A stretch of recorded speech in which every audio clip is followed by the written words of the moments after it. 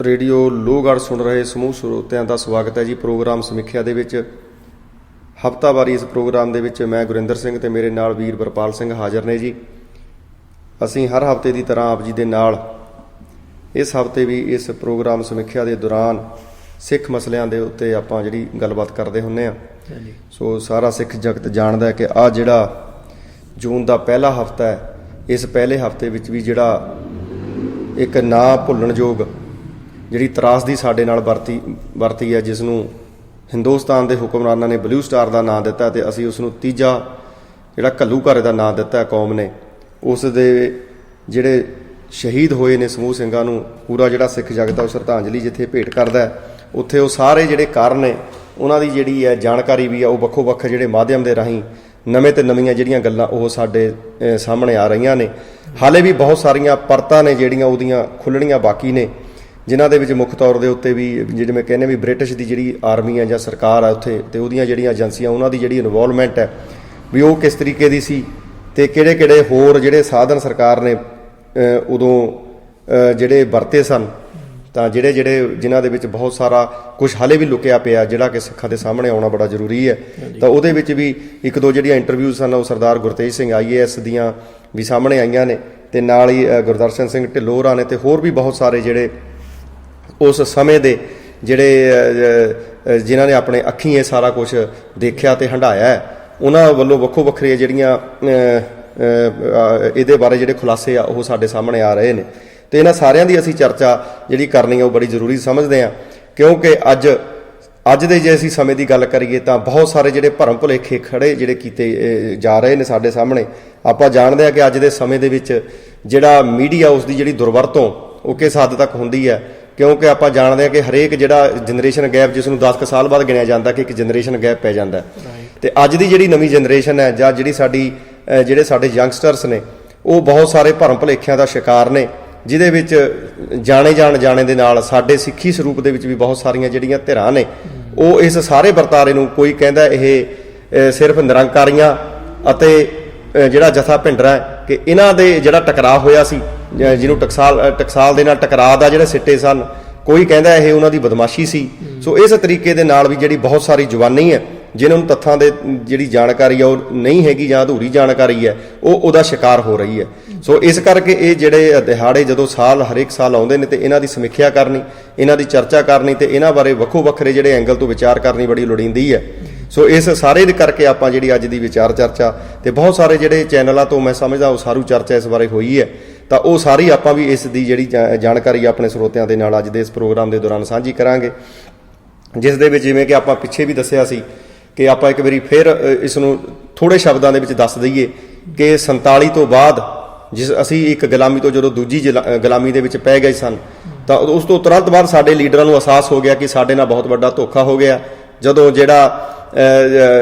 ਨਹਿਰੂ ਵਰਗੇ ਲੀਡਰ ਸਨ ਉਹ ਮੁੱਕਰ ਗਏ ਸਨ ਆਪਣੇ ਵਾਅਦਿਆਂ ਤੋਂ ਕਿ ਅਭੀ ਵਕਤ ਬਦਲ ਗਿਆ ਹੈ, ਤਾਂ ਉਹਦੇ ਤਹਿਤ ਜਦੋਂ ਸਾਡੇ ਲੀਡਰਾਂ ਨੂੰ ਅਹਿਸਾਸ ਹੋਇਆ ਤਾਂ ਉਹਨਾਂ ਨੇ ਪੰਜਾਬ ਦੀਆਂ ਹੱਕੀ ਮੰਗਾਂ ਲਈ ਜਿਹੜੀ ਜੱਦੋ ਜਹਿਦ ਹੈ ਉਹ ਉਦੋਂ ਹੀ ਸ਼ੁਰੂ ਕਰ ਦਿੱਤੀ ਸੀ। ਤਾਂ ਉਹ ਚੱਲਦੇ ਚਲਾਉਂਦੇ, ਜਿਵੇਂ ਕਿ ਸਾਰੇ ਜਾਣਦੇ ਨੇ ਕਿ ਭਾਸ਼ਾ ਦੇ ਆਧਾਰ ਦੇ ਉੱਤੇ ਪੂਰੇ ਹਿੰਦੁਸਤਾਨ ਦੇ ਵਿੱਚ ਬਾਕੀ ਸੂਬੇ ਬਣ ਗਏ ਸਨ, ਪਰ ਪੰਜਾਬੀ ਨੂੰ ਮਾਨਤਾ ਤਾਂ ਦੇ ਦਿੱਤੀ ਪਰ ਕੋਈ ਸੂਬਾ ਨਹੀਂ ਬਣਾਇਆ ਗਿਆ। ਤਾਂ ਸਭ ਤੋਂ ਪਹਿਲਾਂ ਜਿਹੜੀ ਅਕਾਲੀ ਦਲ ਦੇ ਝੰਡੇ ਹੇਠ ਜਿਹੜੀ ਲੀਡਰਸ਼ਿਪ ਹੈ ਸਾਡੀ, ਉਹਨੇ ਜਿਹੜਾ ਆਪਣੀ ਸ਼ਾਂਤਮਈ ਐਜੀਟੇਸ਼ਨ ਆ ਉਹ ਆਰੰਭ ਕਰ ਦਿੱਤੀ ਸੀ। ਸੋ ਚੱਲਦੇ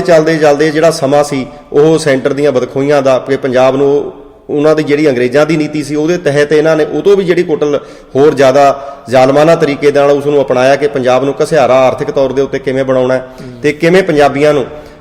ਖੁੰਝੇ ਲਾਉਣਾ ਜਾਂ ਇਹਨਾਂ ਨੂੰ ਨੱਪ ਕੇ ਰੱਖਣਾ ਹੈ ਸਾਰੇ ਪੱਖਾਂ ਤੋਂ। ਤਾਂ ਉਹ ਸਾਰੇ ਜਿਹੜੇ ਉਹਨਾਂ ਨੇ ਜਿਹੜੀ ਲੁੱਟ ਖਸੁੱਟ ਹੈ ਪੰਜਾਬ ਦੀ ਉਹ ਕਰਨੀ ਸ਼ੁਰੂ ਕਰ ਦਿੱਤੀ, ਜਿਸ ਦੇ ਵਿੱਚ ਸਾਡੇ ਉਸ ਸਮੇਂ ਦੇ ਜਿਹੜੇ ਸਾਡੇ ਪੰਜਾਬ ਦੇ ਸੂਬੇਦਾਰ ਬਣਦੇ ਰਹੇ, ਜਿਨ੍ਹਾਂ ਨੂੰ ਅਸੀਂ ਮੁੱਖ ਮੰਤਰੀ ਕਹਿੰਦੇ ਹਾਂ, ਉਹਨਾਂ ਨੇ ਵੀ ਭਾਵੇਂ ਉਹ ਸਿੱਖੀ ਸਰੂਪ 'ਚ ਸਨ, ਉਹਨਾਂ ਨੇ ਵੀ ਜਿਹੜੀ ਕੇਂਦਰ ਦੀ ਸਰਕਾਰ ਹੈ ਉਹਦਾ ਜਿਹੜੇ ਹੱਥ ਠੋਕੇ ਬਣੇ ਉਹ ਕਿ ਕਿਸ ਤਰੀਕੇ ਦੇ ਨਾਲ ਸਾਡੇ ਪਾਣੀਆਂ ਦੀ ਲੁੱਟ ਖਸੁੱਟ ਹੋਈ। ਅਤੇ ਇਹ ਸਾਰਾ ਕੁਛ ਚੱਲਦੇ ਚਲਾਉਂਦੇ 1982 ਤੱਕ ਉਹ ਸਮਾਂ ਆ ਗਿਆ ਜਦੋਂ ਇੱਕ ਨਹਿਰ ਉੱਥੋਂ ਨੂੰ ਪਹਿਲਾਂ ਚਲੇ ਗਈ ਸੀ, ਅਤੇ ਦੂਜੀ ਜਿਹੜੀ ਨਹਿਰ SYL ਜਿਹਨੂੰ ਅਸੀਂ ਕਹਿੰਦੇ ਹਾਂ ਕਿ ਕਪੂਰੀ ਦੇ ਉੱਤੋਂ ਉਹਦਾ ਜਿਹੜਾ ਟੱਕ ਇੰਦਰਾ ਗਾਂਧੀ ਨੇ ਲਾ ਕੇ ਇੱਕ ਹੋਰ ਪੰਜਾਬ ਦੇ ਜਿਹੜਾ ਪਾਣੀਆਂ ਦੀ ਲੁੱਟ ਦਾ ਜਿਹੜਾ ਰਾਹ ਉਹ ਪੱਧਰਾ ਕਰਨ ਜਾ ਰਹੀ ਸੀ। ਤਾਂ ਜਿਸ ਦੇ ਸਿੱਟੇ ਵਜੋਂ ਫਿਰ ਅਕਾਲੀ ਜਿਹੜਾ ਮੋਰਚਾ ਸੀ, ਧਰਮ ਯੁੱਧ ਮੋਰਚਾ ਜਿਹਨੂੰ ਕਹਿੰਦੇ ਉਹ ਸ਼ੁਰੂ ਹੋਇਆ ਸੀ। ਤਾਂ ਉਹ ਪੰਜਾਬ ਦੀਆਂ ਹੱਕੀ ਮੰਗਾਂ ਸਨ। ਵੈਸੇ ਤਾਂ ਉਹ ਪੰਜਾਬ ਦੀਆਂ ਹੱਕਾਂ ਜਿਹੜੀਆਂ ਮੰਗਾਂ ਸਨ ਉਹਦੇ ਵਿੱਚ ਸਾਰੇ ਭਾਈਚਾਰੇ ਨੂੰ ਸ਼ਾਮਲ ਹੋਣਾ ਚਾਹੀਦਾ ਸੀ, ਚਾਹੇ ਕੋਈ ਹਿੰਦੂ ਹੈ ਬਿਨਾਂ ਕਿਸੇ ਧਰਮ ਤੋਂ, ਪਰ ਹੋਰ ਜਿਹੜੇ ਬੰਦੇ ਸਨ ਉਹਨਾਂ ਨੂੰ ਉਸ ਸਮੇਂ ਦੇ ਹੁਕਮਰਾਨਾਂ ਨੇ ਕਿਸ ਤਰੀਕੇ ਨਾਲ ਵਰਗਲਾ ਕੇ ਆਪਣੇ ਪਿੱਛੇ ਲਾ ਕੇ ਉਹਨਾਂ ਨੂੰ ਜਾਣੀ ਸਿੱਖੀ ਦੇ ਦੁਸ਼ਮਣ ਵਜੋਂ ਖੜੇ ਕਰ ਦਿੱਤਾ। ਤੇ ਉਹ ਜਿਹੜਾ ਕਿ ਹੁਕਮਰਾਨਾਂ ਨੂੰ ਉਹ ਜਿਸ ਤਰੀਕੇ ਨਾਲ ਰਾਸ ਆਉਂਦਾ ਸੀ ਉਸ ਤਰੀਕੇ ਤੇ ਉਹਨਾਂ ਨੇ ਹਰੇਕ ਜਿਹੜੇ ਹੱਥ ਕੰਡੇ ਉਹ ਅਪਣਾਏ। ਪਰ ਉਹ ਮੰਗਾਂ ਜਿਹੜੀਆਂ ਬੇਸਿਕਲ ਪੰਜਾਬ ਦੀਆਂ ਬੁਨਿਆਦੀ ਹੱਕੀ ਮੰਗਾਂ ਸਨ, ਜਿਨ੍ਹਾਂ ਨੂੰ ਲੈ ਕੇ ਧਰਮ ਦਾ ਵਿਰੋਧ ਮੋਰਚਾ ਸ਼ੁਰੂ ਹੋਇਆ ਸੀ, ਸੋ ਉਹ ਚੱਲਦੇ ਚਲਾਉਂਦੇ ਫਿਰ 84 ਤੱਕ ਦਾ ਜਿਹੜਾ ਸਫ਼ਰ ਹੈ ਉਸਨੇ ਤੈਅ ਕੀਤਾ। ਤਾਂ ਉਹਦੇ ਵਿੱਚ ਕੋਈ ਕਹਿੰਦਾ ਜੀ ਇਹਨਾਂ ਨੂੰ ਇਹ ਕਰਨਾ ਚਾਹੀਦਾ ਸੀ, ਕੋਈ ਕਹਿੰਦਾ ਵੀ ਭਿੰਡਰਾਲੇ ਨੂੰ ਇਹ ਕਰਨਾ ਚਾਹੀਦਾ ਸੀ, ਪਰ ਉਸਦੇ ਜਿਹੜੇ ਬਹੁਤ ਸਾਰੇ ਕਾਰਨ ਸਨ ਤਾਂ ਕਿ ਕਿਵੇਂ ਸਰਕਾਰ ਆਪਣੇ ਜਿਹੜੀ ਆ ਮਾੜੀਆਂ ਨੀਤੀਆਂ ਦਾ ਜਿਹੜਾ ਪ੍ਰਗਟਾਵਾ ਹਰੇਕ ਜਗ੍ਹਾ ਕਰਦੀ ਰਹੀ ਹੈ। ਜਦ ਕਿ ਜਿਹੜਾ ਮੋਰਚਾ ਸੀ ਉਹ ਸ਼ਾਂਤਮਈ ਚਾਲੂ ਹੋਇਆ ਤਾਂ ਉਸ ਤੋਂ ਬਾਅਦ ਜਿਹੜਾ ਗੱਲਬਾਤ ਦਾ ਜਿਹੜਾ ਉਹ ਹੈ ਉਹ ਵੀ ਕਈ ਵਾਰੀ ਅਮਰਿੰਦਰ ਸਿੰਘ ਹੋਰਾਂ ਨੇ ਜਾਂ ਰਵਿੰਦਰ ਸਿੰਘ ਹੋਰਾਂ ਨੇ ਆਪਣੀਆਂ ਵੱਖੋ-ਵੱਖ ਇੰਟਰਵਿਊਜ਼ ਦੇ ਵਿੱਚ ਦੱਸਿਆ ਕਿ ਕਿਸ ਤਰੀਕੇ ਦੇ ਨਾਲ ਅਸੀਂ ਸਾਲਸੀ ਬਣ ਕੇ ਪੰਜਾਬ ਦੀ ਲੀਡਰਸ਼ਿਪ ਭਿੰਡਰਾਲਿਆਂ ਦੇ ਨਾਲ ਤੇ ਇੰਦਰਾ ਗਾਂਧੀ ਦੇ ਨਾਲ ਇਹ ਵਿਚੋਲਗੀ ਕਰਦੇ ਰਹੇ। ਤੇ ਉਹ ਸਾਰਾ ਕੁਝ ਹੁਣ ਸਾਹਮਣੇ ਆ ਗਿਆ ਕਿ ਕਿਸ ਤਰੀਕੇ ਦੇ ਨਾਲ ਉਹ ਇੰਦਰਾ ਗਾਂਧੀ ਵਾਰ-ਵਾਰ ਮੁੱਕਰਦੀ ਰਹੀ ਤੇ ਕਈ ਵਾਰੀ ਮੰਨਦੀ ਰਹੀ ਤੇ ਉਹਦੇ ਵਿੱਚ ਅਕਾਲੀਆਂ ਦਾ ਲੋਡ ਵੀ ਸਾਰਾ ਸਾਹਮਣੇ ਆ ਗਿਆ ਕਿ ਇੱਕ ਜਾਣੀ ਕਹਿਣ ਤੋਂ ਭਾਵ ਕਿ ਗੱਲਬਾਤ ਵੀ ਚੱਲ ਰਹੀ ਸੀ ਜਿਹੜੀ ਕਿ ਕਿਸੇ ਸਿਰੇ ਕੁਝ ਵੀ ਪੰਜਾਬ ਦੇ ਪੱਲੇ ਸੈਂਟਰ ਨੇ ਨਹੀਂ ਪਾਇਆ। ਤੇ ਦੂਜੇ ਨਾਲ ਦੀ ਨਾਲ ਫਿਰ ਜਿਹੜਾ ਅੰਦੋਲਨ ਸੀ ਧਰਮ ਯੁੱਧ ਮੋਰਚੇ ਦੇ ਰਾਹੀਂ ਜਿਹੜਾ ਡੈਮੋਕ੍ਰੇਸੀ ਦਾ ਹਥਿਆਰ ਹੁੰਦਾ ਉਹ ਵੀ ਅਪਣਾਇਆ ਗਿਆ। ਤੇ ਤੀਜਾ ਸੀਗਾ ਜਿਹੜਾ ਕਾਨੂੰਨੀ ਜਿਹਨੂੰ ਕਹਿੰਦੇ ਨੇ ਵੀ ਜਿਹੜੀ ਭਾਰਤ ਆ ਉਹ ਇੱਕ ਸੈਕੂਲਰ ਸਟੇਟ ਹੈ ਤੇ ਸੈਕੂਲਰ ਸਟੇਟ ਦੇ ਵਿੱਚ ਤੁਸੀਂ ਡੈਮੋਕ੍ਰੈਟਿਕ ਤਰੀਕੇ ਨਾਲ ਸ਼ਾਂਤਮਈ ਤਰੀਕੇ ਨਾਲ ਆਪਣੀਆਂ ਜਿਹੜੀਆਂ ਮੰਗਾਂ ਦੀ ਤੁਸੀਂ ਜਿਹੜੀ ਆਵਾਜ਼ ਬੁਲੰਦ ਕਰ ਸਕਦੇ ਹੋ, ਜੇ ਨਾ ਹੋਵੇ ਤੁਸੀਂ ਕਾਨੂੰਨ ਦਾ ਸਹਾਰਾ ਲੈ ਸਕਦੇ ਹੋ। ਪਰ ਜਿਸ ਤਰੀਕੇ ਦਾ ਪ੍ਰਗਟਾਵਾ ਹਿੰਦੁਸਤਾਨ ਦੇ ਕਾਨੂੰਨ ਨੇ ਉਦੋਂ ਕੀਤਾ ਤੇ ਅੱਜ ਤੱਕ ਕਰ ਰਿਹਾ ਘੱਟ ਗਿਣਤੀਆਂ ਦੇ ਨਾਲ, ਉਸ ਨੂੰ ਦੇਖਦਿਆਂ ਸਾਨੂੰ ਸਹਿਜੇ ਸਮਝ ਲੱਗ ਜਾਂਦਾ ਕਿ ਉਹ ਸੈਕੂਲਰ ਜਿਹੜਾ ਸਟੇਟ ਦਾ ਨਾਂ ਦਿੱਤਾ ਗਿਆ ਉਹ ਸੈਕੂਲਰ ਕੋਈ ਨਹੀਂ, ਉਹ ਇੱਕ ਹਿੰਦੂ ਰਾਜ ਹੈ। ਤੇ ਇਸ ਦੀਆਂ ਬਹੁਤ ਸਾਰੀਆਂ ਐਗਜ਼ਾਮਪਲ ਡਾਕਟਰ ਗੁਰਦਰਸ਼ਨ ਸਿੰਘ ਢਿੱਲੋਂ ਹੋਰਾਂ ਨੇ ਦਿੱਤੀਆਂ ਤੇ ਮੈਨੂੰ ਬੜੀਆਂ ਉਹਨਾਂ ਦੀਆਂ ਜਿਹੜੀਆਂ ਕੋਟੇਸ਼ਨਸ ਵੀ ਵਧੀਆ ਲੱਗੀਆਂ ਤੇ ਉਹਨਾਂ ਨੇ ਜਿਹੜੇ ਉਹਦੇ ਉਹਨਾਂ ਨੇ ਦਿੱਤੇ ਆ ਰੈਫਰੈਂਸ ਕਿ ਤੁਸੀਂ ਦੇਖ ਲਓ, ਕਹਿੰਦੇ ਵੀ ਜਿਹੜਾ ਸੈਕੂਲਰਿਜ਼ਮ ਹੈ ਉਹ ਕਿਸੇ ਵੀ ਘੱਟ ਗਿਣਤੀ ਨੂੰ ਅਪਣਾਉਣ ਦਾ ਸਭ ਤੋਂ ਵੱਡਾ ਹਥਿਆਰ ਹੈ। ਜਿਹੜਾ ਮਾਡਲ ਕਹਿੰਦੇ ਉਹਨੇ ਵੈਸਟਰਨ ਕੰਟਰੀ ਤੋਂ ਜਾਂ ਇਹਨਾਂ ਤੋਂ ਨਹਿਰੂ ਨੇ ਲੈ ਕੇ ਅਪਣਾਇਆ ਸੀ, ਉਹਦੀਆਂ ਐਗਜ਼ਾਮਪਲਸ ਉਹ ਦੱਸਦੀਆਂ ਨੇ ਕਿ ਕਹਿਣੇ ਨੂੰ ਤਾਂ ਸੈਕੂਲਰਿਜ਼ਮ ਹੈ ਪਰ ਜਦੋਂ ਬਣਿਆ ਹੀ ਆ ਸਭ ਤੋਂ ਪਹਿਲਾਂ ਇਹਨਾਂ ਨੇ ਸੋਮਨਾਥ ਮੰਦਿਰ ਦੀ ਜਿਹੜੀ ਮੁਰੰਮਤ ਹੈ ਉਹਦਾ ਐਲਾਨ ਕੀਤਾ ਕਿ ਸਰਕਾਰੀ ਖਰਚੇ ਤੇ ਹੋਏਗੀ। ਤੇ ਉਸ ਤੋਂ ਬਾਅਦ ਕਹਿੰਦੇ ਵੀ ਕੋਈ ਇਨੈਗੂਰੇਸ਼ਨ ਕੋਈ ਵੀ ਜਦੋਂ ਕਿਤੇ ਉਦਘਾਟਨ ਸਰਕਾਰੀ ਤੌਰ ਤੇ ਹੁੰਦਾ ਤਾਂ ਉੱਥੇ ਤੁਸੀਂ ਦੇਖ ਲਓ ਵੀ ਕਿਹੜੇ ਧਰਮ ਦੀਆਂ ਜਿਹੜੀਆਂ ਰਸਮਾਂ ਉੱਥੇ ਨਿਭਾਈਆਂ ਜਾਂਦੀਆਂ ਨੇ। ਤਾਂ ਉਹ ਸਾਰਾ ਕੁਝ ਜਿਹੜਾ ਇਹ ਗੱਲਾਂ ਦੀ ਪ੍ਰਤੱਖ ਗਵਾਹੀ ਭਰਦਾ ਕਿ ਉਹ ਇੱਕ ਸੈਕੂਲਰ ਨਹੀਂ, ਇੱਕ ਹਿੰਦੂ ਬਹੁ ਰਾਸ਼ਟਰ ਜਿਹੜੀ ਸਟੇਟ ਆ ਉਹ ਬਣ ਕੇ ਸਾਹਮਣੇ ਆ ਗਈ ਸੀ। ਤੇ ਸਾਰਾ ਕੁਝ ਜਿਹੜਾ ਫਿਰ ਉੱਥੇ ਦੀਆਂ ਜਿਹੜੀਆਂ ਅਦਾਲਤਾਂ ਨੇ ਹੁਣ ਜਿਹੜਾ ਬਾਬਰੀ ਮਸਜਿਦ ਦਾ ਕੇਸ ਆਇਆ ਉਹ ਵੀ ਤੁਸੀਂ ਦੇਖ ਲਓ ਵੀ ਕਿ ਉੱਥੇ ਦੀ ਜਿਹੜੀ ਸੈਕੂਲਰ ਸਟੇਟ ਦੇ ਕਾਨੂੰਨੀ ਜਿਹੜੇ ਥੰਮ ਨੇ ਤੇ ਉਹਨਾਂ ਨੇ ਕਿਸ ਤਰੀਕੇ ਦਾ ਪ੍ਰਗਟਾਵਾ ਕੀਤਾ। ਸੋ ਇਸੇ ਤਰੀਕੇ ਦੇ ਨਾਲ ਸਿੱਖਾਂ ਦੇ ਸੰਬੰਧ ਦੇ ਵਿੱਚ ਉਹ ਕਹਿੰਦੇ ਵੀ ਜਦੋਂ ਪਾਣੀਆਂ ਦਾ ਜਿਹੜਾ ਕੇਸ ਸੀ ਉੱਥੇ ਗਿਆ ਤਾਂ ਉਹਨੂੰ ਜਿਹੜਾ ਉਹਨਾਂ ਨੇ ਆਪਣਾ ਸੂਬੇਦਾਰ ਜਿਹੜਾ ਸੀ ਦਰਬਾਰਾ ਸਿੰਘ ਕਿ ਉਸ ਦੇ ਰਾਹੀਂ ਉਹਨਾਂ ਨੇ ਉਹ ਸਾਰਾ ਜਿਹੜਾ ਵਾਪਸ ਕਰਵਾ ਲਿਆ ਸੀ ਕੇਸ। ਇਹ ਜਾਣੀ ਇਸ ਕਿਸਮ ਦਾ ਜਿਹੜਾ ਵਰਤਾਰਾ ਸੀ ਉਹ ਸਾਰਾ ਚੱਲਦਾ ਸੀ। ਤੇ ਇਸ ਦੇ ਚੱਲਦਿਆਂ ਜਿਹੜੀ ਹਿੰਦੁਸਤਾਨ ਦੀ ਸਰਕਾਰ ਸੀ ਉਹ ਸਿੱਖਾਂ ਨੂੰ ਹਮੇਸ਼ਾ ਲਈ ਚੁੱਪ ਕਰਾਉਣ ਖਾਤਰ ਕਿ ਇਹ ਸਵੈਮਾਨ ਦੇ ਨਾਲ ਜਿਸ ਤਰੀਕੇ ਨਾਲ ਆਪਣੀਆਂ ਜਿਹੜੀਆਂ ਮੰਗਾਂ ਮੰਨਦੇ ਨੇ ਉਹਨਾਂ ਨੇ ਸਾਨੂੰ ਜਦੋਂ ਸਾਰੇ ਤਰੀਕੇ ਅਪਣਾਉਣ ਦੇ ਬਾਵਜੂਦ ਵੀ ਉਹਨਾਂ ਨੇ ਸਾਨੂੰ ਬਹਾਨੇ ਬਣਾ ਕੇ ਇਹ ਜਿਹੜੀ ਕੁੱਟਣ ਤੇ ਮਾਰ ਮਕਾਉਣ ਦੀ ਜਿਹੜੀ ਹੈ ਅਬਦਾਲੀਆਂ ਤੇ ਨਾਦਰਸ਼ਾਹੀਆਂ ਵਾਲੀ ਜਿਹੜੀ ਆ ਉਹ ਨੀਤੀ ਅਪਣਾਈ ਆ। ਤੇ ਸ਼ਾਇਦ ਉਹਨਾਂ ਤੋਂ ਵੀ ਜਿਹੜੇ ਵੱਧ ਕੇ ਜ਼ੁਲਮ ਸਾਡੇ ਦੇ ਉੱਤੇ ਉਹਨਾਂ ਨੇ ਢਾਏ ਨੇ। ਸੋ ਪੂਰੀ ਜਿਹੜੀ ਕੌਮ ਆ ਉਹਨਾਂ ਸ਼ਹੀਦਾਂ ਨੂੰ ਅੱਜ ਸ਼ਰਧਾਂਜਲੀ ਵੀ ਭੇਟ ਕਰਦੀ ਆ। ਸੋ ਇਹਨਾਂ ਸਾਰੀਆਂ ਗੱਲਾਂ ਦੀ ਆਪਾਂ ਚਰਚਾ ਅੱਜ ਮੀਰ ਵਰਪਾਲ ਸਿੰਘ ਜੀ ਹੋਰਾਂ ਨਾਲ ਕਰਾਂਗੇ। ਹਾਂਜੀ ਪਹਿਲਾਂ ਹੀ ਫਤਿਹ ਬੁਲਾ ਦਈਏ। ਵਾਹਿਗੁਰੂ ਜੀ ਕਾ ਖਾਲਸਾ ਵਾਹਿਗੁਰੂ ਜੀ ਕੀ ਫਤਿਹ। ਇਹ ਬਹੁਤ ਵਧੀਆ ਵੀ ਤੁਸੀਂ ਸੰਖੇਪ ਦੇ ਵਿੱਚ ਵੀ ਜਿਹੜੀ ਪਿਛੋਕੜ ਹੈਗੀ ਆ 47 ਤੋਂ ਵੀ ਉਹ ਦੱਸ ਦਿੱਤੀ ਆ ਵੀ ਖਾਸ ਤੌਰ 'ਤੇ ਇਸ ਚੀਜ਼ ਦੀ ਲੋੜ ਤਾਂ ਵੀ ਆ ਵੀ ਕਿਤਾਬਾਂ ਪੜ੍ਹਨੀਆਂ ਜਿਹੜੀਆਂ ਆ ਉਹ ਇਸ ਵੇਲੇ ਘੱਟ ਗਈਆਂ ਬਹੁਤ ਜੀ। ਤੇ ਜਿਹੜੇ ਆਪਣੇ ਵੀਰ ਟਰੱਕ ਵਗੈਰਾ ਚਲਾਉਂਦੇ ਨੇ ਜਾਂ ਟੈਕਸੀ ਚਲਾਉਂਦੇ ਨੇ ਉਹ ਅਕਸਰ ਹੀ ਆਹ ਗੱਲ ਕਰਦੇ ਆ ਵੀ ਜਦੋਂ ਅੱਗੇ ਟਾਈਮ ਹੁੰਦਾ ਹੈਗਾ ਵੀ ਜੋਬਾਂ ਦੇ ਵਿੱਚ ਤੇ ਬਹਿ ਕੇ ਕਿਤਾਬ ਪੜ੍ਹ ਲਈ ਦੀ ਸੀ ਕੋਈ। ਹਾਂਜੀ ਹੁਣ ਕਹਿੰਦੇ ਵੀ ਉਹੀ ਟਾਈਮ ਜਿਹੜਾ ਆ ਵੀ ਉਹ ਫੋਨ ਖੋਲ ਕੇ ਤੇ ਫੇਸਬੁੱਕ ਤੇ ਵਟਸਐਪ ਜਿਹੜਾ ਵੀ ਉਹਦੇ ਉੱਤੇ ਲੰਘ ਜਾਂਦਾ ਜੀ। ਤੇ ਉਹਦੇ ਨਾਲ ਹੁਣ ਮਸਲਾ ਜਿਹੜਾ ਆ ਵੀ ਉਹ ਇਹ ਖੜਾ ਇੱਕ ਬਹੁਤ ਵੱਡਾ ਹੋ ਗਿਆ ਆ ਵੀ ਫੇਸਬੁੱਕ ਤੇ ਵਟਸਐਪ ਦੇ ਉੱਤੇ ਜੋ ਪੋਸਟ ਹੁੰਦਾ ਆ ਜੀ ਉਹਦੀ ਕੋਈ ਵੀ ਔਥੈਂਟਿਸਿਟੀ ਹੈ ਨਹੀਂ। ਜਿਹੜਾ ਮਰਜ਼ੀ ਜੋ ਮਰਜ਼ੀ ਲਿਖ ਕੇ ਤੇ ਉਹ ਘੁਮਾਈ ਜਾਂਦਾ ਆ। ਤੇ ਜਿਹੜਾ ਪੜ੍ਹਨੇ ਵਾਲਾ ਆ ਇੱਕ ਜਿਹੜਾ ਕਹਿ ਲਓ ਵੀ ਸਿੱਖਾਂ ਦੇ ਵਿੱਚ ਵੀ ਤੇ ਹੋਰਨਾਂ ਦੇ ਵਿੱਚ ਵੀ ਜਿਹੜਾ ਇੱਕ ਨਾ ਲਿਖੇ ਹੋਏ ਅੱਖਰ ਦਾ ਸਤਿਕਾਰ ਆ ਜੀ ਉਹਨੂੰ ਮਿਸਯੂਜ਼ ਕੀਤਾ ਜਾ ਰਿਹਾ ਜੀ। ਵੀ ਅਸੀਂ ਲਿਖਿਆ ਹੋਇਆ ਅੱਖਰ ਜਦੋਂ ਫੇਸਬੁੱਕ ਜਾਂ ਵਟਸਐਪ ਤੇ ਪੜ੍ਹਦੇ ਹਾਂ ਸਾਨੂੰ ਇਹ ਭੁੱਲ ਜਾਂਦਾ ਭਈ ਲਿਖਣੇ ਵਾਲਾ ਪਤਾ ਨਹੀਂ ਕੌਣ ਆ ਜੀ, ਜਾਂ ਜਿਹਦੇ ਨਾਮ ਦੇ ਉੱਤੇ ਘੁਮਾਇਆ ਜਾ ਰਿਹਾ ਵੀ ਵਾਕਈ ਉਹਨੇ ਲਿਖਿਆ ਕਿ ਨਹੀਂ ਲਿਖਿਆ। ਛਪੀ ਹੋਈ ਕਿਤਾਬ ਜਿਹੜੀ ਆ ਉਹਦਾ ਕਮ ਸੇ ਕਮ ਇੰਨੀ ਕੁ ਗਰੰਟੀ ਹੁੰਦੀ ਆ ਵੀ ਭਾਈ ਵੀ ਜੇ ਇਹਦੇ ਨਾਂ ਤੇ ਛਪੀ ਆ ਤੇ ਇਹਨੇ ਹੀ ਲਿਖੀ ਆ ਜੀ। ਤੇ ਉਹ ਚੀਜ਼ਾਂ ਜਿਹੜੀਆਂ ਆ ਵੀ ਉਹ ਵੀ ਹੁਣ ਸਾਨੂੰ ਆਪਣਾ ਜਿਹੜੀ ਵਿਚਾਰ ਆ ਮੁੱਦਿਆਂ ਦੀ ਉਹਦੇ ਵਿੱਚ ਲਿਆਉਣੀਆਂ ਜ਼ਰੂਰੀ ਹੋ ਗਈਆਂ ਵੀ ਜੇ ਕੋਈ ਕੁਝ ਕਹਿ ਰਿਹਾ ਆ ਉਹਦਾ ਸੋਰਸ ਕੀ ਆ, ਉਹ ਸਰੋਤ ਕਿੱਥੋਂ ਉਹਨੇ ਲਈ ਆ ਇਨਫੋਰਮੇਸ਼ਨ, ਕਿਹੜੀ ਉਹਦੀ ਅਥੈਂਟਿਸਿਟੀ ਆ ਤੇ ਕਿਸ ਹਿਸਾਬ ਦੇ ਨਾਲ ਵੀ ਉਹਨੂੰ ਜਿਹੜਾ ਆ ਵੀ ਉਹ ਪੇਸ਼ ਕੀਤਾ ਜਾ ਰਿਹਾ ਜੀ। ਸੋ ਇਸ ਕਰਕੇ ਵੀ ਬਹੁਤ ਵਧੀਆ ਵੀ ਤੁਸੀਂ ਜਿਹੜਾ 8-9 ਮਿੰਟ ਜਿਹੜਾ ਆ ਵੀ ਉਹਦੇ ਵਿੱਚ ਸੰਖੇਪ ਦੇ ਵਿੱਚ ਤੁਸੀਂ ਜਿਹੜਾ ਆ ਵੀ 47 ਤੋਂ ਸਾਰਾ ਜਿਹੜਾ ਵਰਤਾਰਾ ਵੀ ਉਹਨੂੰ ਦੱਸ ਦਿੱਤਾ। ਤੇ ਜਿਹੜੇ ਨੌਜਵਾਨ ਵੀਰ ਭੈਣ ਨੇ ਅੱਜ ਸਾਡੇ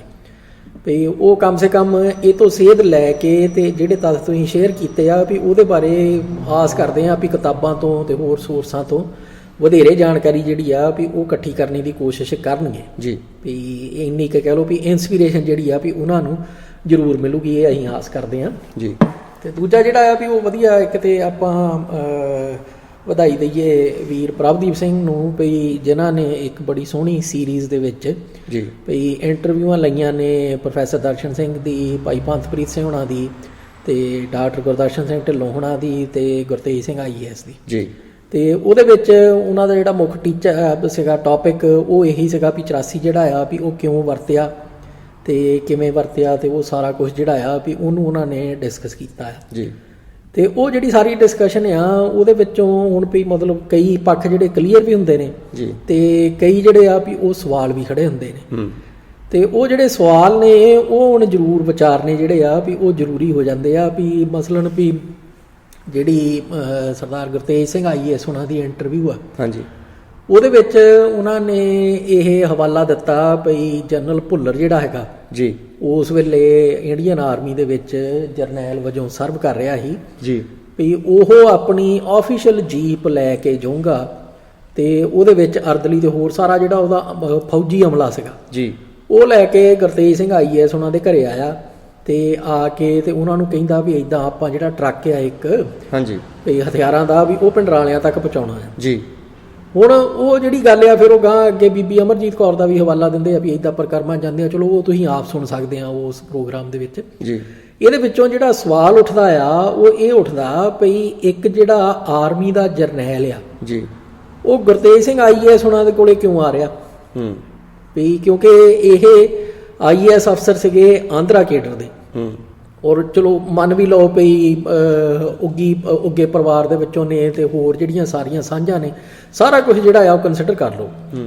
ਪਰ ਉਹ ਇਹ ਇੱਕ ਤਰ੍ਹਾਂ ਨਾਲ ਕਹਿ ਲਓ ਵੀ ਯੂਨੀਕ ਨਹੀਂ ਸੀਗੇ ਗੁਰਤੇਜ ਸਿੰਘ IAS ਵੀ ਇੱਦਾਂ ਦੇ ਬਹੁਤ ਸਿਰਕੱਢ ਪਰਿਵਾਰਾਂ ਦੇ ਵਿੱਚੋਂ ਸਿਰਕੱਢ ਬੰਦੇ ਉਸ ਵੇਲੇ ਮੌਜੂਦ ਸੀਗੇ ਜੀ। ਸੋ ਹੁਣ ਉਹ ਇਹਦਾ ਜਵਾਬ ਜ਼ਰੂਰ ਅਸੀਂ ਚਾਹਾਂਗੇ ਵੀ ਸਰਦਾਰ ਗੁਰਤੇਜ ਸਿੰਘ ਹੁਣੀ ਕਿਸੇ ਨਾ ਕਿਸੇ ਮੌਕੇ ਦੇ ਉੱਤੇ ਦੇਣ ਵੀ ਜਨਰਲ ਭੁੱਲਰ ਨੇ ਵੀ ਉਹਨਾਂ ਨੂੰ ਅਪਰੋਚ ਜਿਹੜਾ ਕੀਤਾ ਉਹ ਕਿਸ ਕੌਨਟੈਕਸਟ ਦੇ ਵਿੱਚ ਕਿਸ ਬਨਾਹ ਦੇ ਉੱਤੇ ਕੀਤਾ। ਹਾਂਜੀ ਹੁਣ ਜੇ ਅਸੀਂ ਉਰੇ ਕਿਆਸ ਰਾਈਆਂ ਲਾਈਏ ਤਾਂ ਉੱਥੇ ਤਾਂ ਇਹੀ ਬਣਦੀ ਹੈ ਕਿ ਸ਼ਾਇਦ ਇਹਨਾਂ ਦੀ ਸੰਤ ਭਿੰਡਰਾਲਿਆਂ ਦੇ ਨਾਲ ਨੇੜਤਾ ਉਹਦਾ ਕਾਰਨ ਹੋ ਸਕਦੀ ਹੈ ਕਿ ਉਹਨਾਂ ਨੂੰ ਲੱਗਦਾ ਹੋਏ ਹੈ ਨਾ। ਇਹ ਸਾਡੀਆਂ ਕਿਆਸ ਰਾਈਆਂ ਹੋਣਗੀਆਂ ਇਹਨੇ ਪਰ ਉਹਦੇ ਵਿੱਚ ਵੀ ਜਿਹੜਾ ਆ ਵੀ ਉਹ ਮੈਂ ਤਾਂ ਕਰਕੇ ਕਹਿ ਰਿਹਾ ਵੀ ਇਹਨਾਂ ਦੀ ਪੋਜੀਸ਼ਨ ਜਿਹੜੀ ਆ ਉਹ ਯੂਨੀਕ ਨਹੀਂ ਜੀ ਕਿਉਂਕਿ ਬਹੁਤ ਬੰਦੇ ਸੀਗੇ ਵੀ ਜਿਨ੍ਹਾਂ ਦੀ ਜਿਹੜੀ ਨੇੜਤਾ ਆ ਵੀ ਜਰਨੈਲ ਸਿੰਘ ਭਿੰਡਰਾਲਿਆਂ ਉਹਨਾਂ ਦੇ ਨਾਲ ਪਈ ਸੀਗੀ ਤੇ ਉਹਦੇ ਵਿੱਚ ਈਵਨ ਵੀ ਜਦੋਂ ਤੁਸੀਂ ਕਿਤਾਬਾਂ ਵੇਖਦੇ ਆ ਮਾਰਕ ਟੁੱਲੀ ਦੀ ਸਤੀਸ਼ ਜੇਕਬ ਦੀ ਜਿਹੜੀ ਆ ਅੰਮ੍ਰਿਤਸਰ ਮਿਸਿਸ ਗਾਂਧੀਜ਼ ਲਾਸਟ ਬੈਟਲ ਫਿਰ ਇਹਦੀ ਖੁਸ਼ਵੰਤ ਸਿੰਘ ਦੀ ਆ ਟ੍ਰੈਜਡੀ ਆਫ ਪੰਜਾਬ ਤੇ ਉਹ ਸਾਰੀਆਂ ਜਿਹੜੀਆਂ ਇਹੋ ਜਿਹੀਆਂ ਕਿਤਾਬਾਂ ਨੇ ਉਹਨਾਂ ਦੇ ਵਿੱਚ ਬਹੁਤ ਨਾਮ ਇੱਦਾਂ ਦੇ ਆਉਂਦੇ ਨੇ ਭਈ ਜਿਨ੍ਹਾਂ ਤੋਂ ਇਹ ਪਤਾ ਲੱਗ ਜਾਂਦਾ ਭਈ ਆਪਾਂ ਭਿੰਡਰਾਲੇ ਜਿਹੜੇ ਹੈਗੇ ਵੀ ਉਹ ਕਿਹਦੀ ਸਲਾਹ ਲੈਂਦੇ ਸੀ ਕਿਹਦੇ ਮੌਕੇ ਦੇ ਉੱਤੇ ਕਿਹਨੂੰ ਕੰਸਲਟ ਕੀਤਾ ਆ ਕਿਹਦੀ ਸਲਾਹ ਨਾਲ ਕਿਹੜਾ ਕੰਮ ਹੋਇਆ ਉਹਦੇ ਵਿੱਚ ਹੁਣ ਜਿਹੜੀ ਹੈਰਾਨੀ ਵਾਲੀ ਗੱਲ ਆ ਵੀ ਗੁਰਤੇਜ ਸਿੰਘ IAS ਉਹਨਾਂ ਦਾ ਨਾਂ ਨਹੀਂ ਆਉਂਦਾ ਜੀ ਭਈ ਗੁਰਤੇਜ ਸਿੰਘ IAS ਨੂੰ ਭਿੰਡਰਾਲਿਆਂ ਨੇ ਇਸ ਪੁਆਇੰਟ ਦੇ ਉੱਤੇ ਕੰਸਲਟ ਕੀਤਾ ਸੋ ਉਹ ਵੀ ਇੱਕ ਮੁੱਦਾ ਜਿਹੜਾ ਆ ਵੀ ਤੁਸੀਂ ਜਿਵੇਂ ਕਿਹਾ ਵੀ ਨੇੜਤਾ ਜਿਹੜੀ ਆ ਵੀ ਉਹਦੇ ਉੱਤੇ ਸਵਾਲ ਜਿਹੜਾ ਵੀ ਉਹ ਉੱਠਦਾ ਤੇ ਤਾਂ ਕਰਕੇ ਮਤਲਬ ਇਹ ਜ਼ਰੂਰੀ ਆ ਵੀ ਅਸੀਂ ਇਹ ਨਹੀਂ ਕਹਿ ਰਹੇ ਵੀ ਇਹ ਵੀ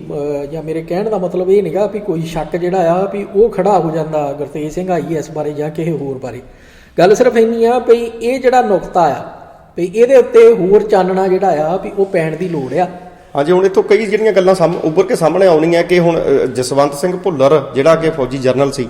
ਇਹਦੇ ਬਾਰੇ ਕਹਿੰਦੇ ਵੀ ਉਹ ਸਰਕਾਰੀ ਸੀ, ਸਰਕਾਰ ਦੇ ਬਿਹਾਫ ਤੇ ਕੰਮ ਕਰਦਾ ਸੀ, ਤੇ ਉਹ ਬਹਾਨੇ ਜਿਸ ਤਰੀਕੇ ਨਾਲ ਦੱਸਿਆ ਉਹ ਕਹਿੰਦਾ ਵੀ ਸਰਦਾਰ ਆ ਸਾਡੀ ਬੇਇੱਜ਼ਤੀ ਹੋਣੀ ਆ। ਉੱਥੋਂ ਜਾਣੀ ਸਰਕਾਰ ਦੇ ਇਰਾਦੇ ਸੀਗੇ ਕਿ ਸਰਕਾਰ ਖੁਦ ਉੱਥੇ ਅੰਦਰ ਹਥਿਆਰਾਂ ਦਾ ਜ਼ਖੀਰਾ ਪਹੁੰਚਾਉਣਾ ਚਾਹੁੰਦੀ ਸੀ, ਬਿਲਡ ਕਰਨਾ ਚਾਹੁੰਦੇ ਹੈਗੇ ਵੀ ਤਾਂ ਕਿ ਵੀ ਜਦੋਂ ਹਮਲਾ ਹੋਵੇ ਹਾਂਜੀ ਤੇ ਇਹ ਅਸੀਂ ਦਿਖਾ ਸਕੀਏ ਵੀ ਹਮਲਾ ਜਸਟੀਫਾਈ ਕਿਉਂ ਹੈ। ਠੀਕ ਹੈ ਜੀ। ਤੇ ਜਿਹੜਾ ਕਿ ਬਾਅਦ ਦੇ ਵਿੱਚ ਜਾ ਕੇ ਉਹ ਕਹਿੰਦੇ ਵੀ ਉੱਥੇ ਉਹਨੇ ਪਹੁੰਚਾ ਵੀ ਦਿੱਤਾ ਕਿ ਜਿਵੇਂ ਉਹ ਗੱਲ ਤੁਸੀਂ ਕੀਤੀ ਹੈ ਕਿ ਫੌਜਾ ਸਿੰਘ ਹੋਰਾਂ ਦੀ ਵਾਈਫ ਨੇ ਜਦੋਂ ਉਹਨਾਂ ਨੂੰ ਕਿਹਾ ਤਾਂ ਫਿਰ ਉਹ ਕਿੱਥੇ ਪਹੁੰਚਿਆ, ਫਿਰ ਉਹ ਇਹ ਵੀ ਸ਼ੱਕ ਪ੍ਰਗਟ ਕਰ ਰਹੇ ਨੇ ਗੁਰਤੇਜ ਸਿੰਘ ਵੀ ਉਹ ਸ਼ਾਇਦ ਭਿੰਡਰਾਲਿਆਂ ਦੇ ਕੋਲ ਤਾਂ ਪਹੁੰਚਿਆ ਹੀ ਨਹੀਂ,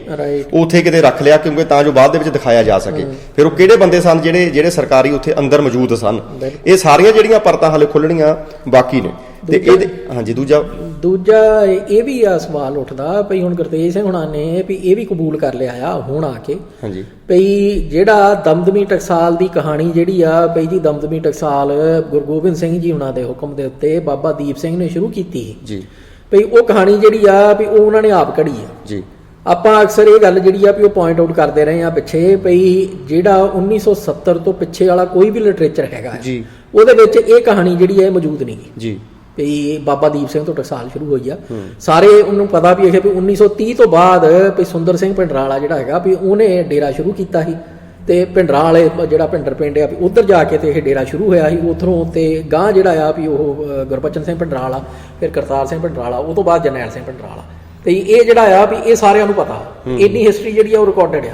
ਇਹ ਤੋਂ ਪਿੱਛੇ ਵਾਲੀ ਜਿਹੜੀ ਆ ਉਹ 1970 ਤੋਂ ਪਿੱਛੇ ਕਿਸੇ ਲਿਟਰੇਚਰ 'ਚ ਮਿਲਦੀ ਨਹੀਂ ਜੀ। ਸੋ ਇਹ ਜਿਹੜੀ ਆ ਵੀ ਹੁਣ ਉਹ ਕਨਫਰਮ ਇਹਨਾਂ ਨੇ ਕਰ ਦਿੱਤਾ ਗੁਰਤੇਜ ਸਿੰਘ ਹੁਣਾਂ ਨੇ ਵੀ ਇਹਨਾਂ ਨੇ ਉਹ ਕਹਾਣੀ ਜਿਹੜੀ ਆ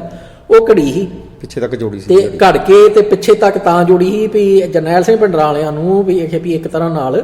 ਭਈ ਮੋਢੀ ਸਿੱਖ ਵਜੋਂ ਪੇਸ਼ ਕੀਤਾ ਜਾ ਸਕੇ। ਭਈ ਉਹਨਾਂ ਦੀ ਜਿਹੜੀ ਕਹ ਲਓ ਵੀ ਲੀਡਰਸ਼ਿਪ ਦੇ ਉੱਤੇ ਕਲੇਮ ਆ ਜਿਹੜਾ ਕੌਮ ਦੀ ਲੀਡਰਸ਼ਿਪ ਦੇ ਉੱਤੇ ਵੀ ਉਹਨੂੰ ਸਟਰੋਂਗ ਕੀਤਾ ਜਾ ਸਕੇ ਜੀ। ਹੁਣ ਇਹ ਜਿਹੜਾ ਸਾਰਾ ਹੈਗਾ ਆ ਵਰਤਾਰਾ ਇਹਦੇ ਵਿੱਚ ਭਈ ਜੋ ਕੌਮ ਦਾ ਨੁਕਸਾਨ ਹੋਇਆ ਆ ਬਾਅਦ ਵਿੱਚੋਂ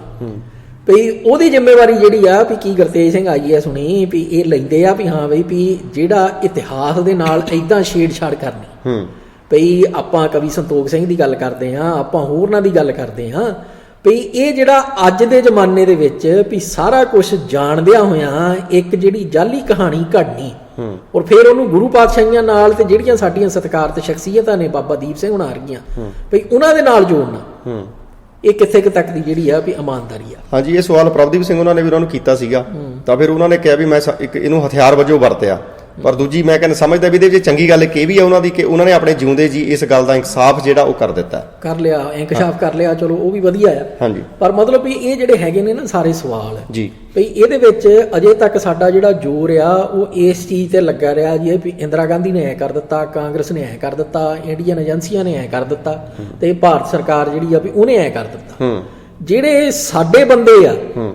ਜਿਨ੍ਹਾਂ ਨੇ ਭਾਵੇਂ ਚੰਗੀ ਇੰਟੈਂਸ਼ਨ ਦੇ ਨਾਲ, ਚੰਗੀ ਮਨਸ਼ਾ ਦੇ ਨਾਲ ਹੀ ਕੁਝ ਕੀਤਾ ਜੀ, ਜਦੋਂ ਉਹ ਮਨਸ਼ਾ ਜਿਹੜੀ ਆ ਭਾਵੇਂ ਚੰਗੀ ਸੀ ਪਰ ਨਤੀਜੇ ਜਿਹੜੇ ਨੇ ਉਹ ਕੌਮ ਦਾ ਘਾਣ ਕਰਨੇ ਵਾਲੇ ਨਿਕਲੇ ਨੇ ਜੀ। ਤੇ ਉਹਨਾਂ ਨੂੰ ਭਾਈ ਬੇਨਤੀ ਆ ਵੀ ਜਿਹੜਾ ਜੋ ਕੁਝ ਵੀ ਕੀਤਾ ਆ ਉਹਦਾ ਇੰਕਸ਼ਾਫ ਜਿਹੜਾ ਆ ਵੀ ਉਹਦੀ ਜਿਹੜੀ ਐਕਸੈਪਟੈਂਸ ਆ ਵੀ ਉਹਦੀ ਜਿਹੜੀ ਭੁੱਲ ਬਖਸ਼ਾਉਣ ਲਈ ਜਦੋਂ ਆਪਾਂ ਵੀ ਪੰਜਾਂ ਪਿਆਰਿਆਂ ਸਾਹਮਣੇ ਪੇਸ਼ ਹੋ ਕੇ ਤੇ ਕਰੀਦਾ ਐਕਸੈਪਟ ਵੀ ਹਾਂਜੀ ਵੀ ਆਹ ਮੇਰੇ ਤੋਂ ਗਲਤੀ ਹੋ ਗਈ ਆ, ਉਹ ਉਵੇਂ ਕੌਮ ਦੇ ਕੋਲ ਵੀ ਉਹ ਗਲਤੀ ਜਿਹੜੀ ਆ ਵੀ ਉਹਨੂੰ ਰੱਖ ਕੇ ਤੇ ਆਪਣਾ ਜਿਹੜਾ ਆ ਵੀ ਦਿਲ ਹੌਲਾ ਜ਼ਰੂਰ ਕਰਨ। ਕਿਉਂਕਿ ਕੌਮ ਜਿਹੜੀ ਆ ਵੀ ਗੁਰੂ ਪਾਤਸ਼ਾਹ ਨੇ ਕੌਮ ਨੂੰ ਗੁਰਿਆਈ ਦਿੱਤੀ ਤੇ ਗੁਰੂ ਜਿਹੜਾ ਉਹ ਬਖਸ਼ਣਹਾਰ ਆ। ਸੋ ਇਸ ਕਰਕੇ ਵੀ ਇਸ ਵੇਲੇ ਜਿਹੜੀ ਸਾਡੀ ਕਹਿ ਲਓ ਵੀ ਸਾਡਾ ਟੀਚਾ ਜਿਹੜਾ ਆ ਉਹ ਇਹ ਹੋਣਾ ਚਾਹੀਦਾ ਵੀ ਜਿੰਨੇ ਵੀ ਤੱਥ ਐਸਰਟੇਨ ਕੀਤੇ ਜਾ ਸਕਦੇ ਆ ਜਾਂ ਮਿੱਥੇ ਜਾ ਸਕਦੇ ਆ ਵੀ ਆਹ ਤੱਥ ਸਹੀ ਨੇ ਉਹਦੇ ਉੱਤੇ ਸਾਡਾ ਫੋਕਸ ਹੋਣਾ ਚਾਹੀਦਾ। ਵੀ ਭਾਵੇਂ ਉਹ ਸਾਊਥ ਅਫਰੀਕਾ ਸੀਗਾ, ਭਾਵੇਂ ਚਿੱਲੀ ਹੀ, ਭਾਵੇਂ ਹੋਰ ਜਿਹੜੇ ਮੁਲਕਾਂ ਨੇ ਵੀ ਨਾ ਇਦਾਂ ਦੀ ਤਰਾਸਦੀ ਝੱਲੀ ਆ ਵੀ ਜਿੱਦਾਂ ਦੀ ਪੰਜਾਬ ਦੇ ਵਿੱਚ ਸਿੱਖਾਂ ਨੇ ਝੱਲੀ ਆ, ਉਹਨਾਂ ਨੇ ਉਹਦਾ ਜਿਹੜਾ ਨਿਪਟਾਰਾ ਆ ਬੜੇ ਸੋਹਣੇ ਤਰੀਕੇ ਨਾਲ ਨਾ ਉਹਨੂੰ ਟਰੂਥ ਐਂਡ ਰੀਕਨਸੀਲੀਏਸ਼ਨ ਕਮਿਸ਼ਨ ਕਹਿੰਦੇ ਆ ਜੀ। ਉਹਦਾ ਇੱਕ ਜਿਹੜਾ ਬੇਸਿਕ ਰੂਲ ਆ ਉਹ ਇਹ ਹੁੰਦਾ ਭਈ ਇੱਥੇ ਆ ਕੇ ਹਰੇਕ ਬੰਦਾ ਜੋ ਵੀ ਕਹੂਗਾ ਵੀ ਉਹ ਸੱਚ ਕਬੂਲ ਕਰ ਲੂਗਾ ਬਿਨਾਂ ਕਿਸੇ ਸਜ਼ਾ ਦੇ ਡਰ ਤੋਂ ਜੀ।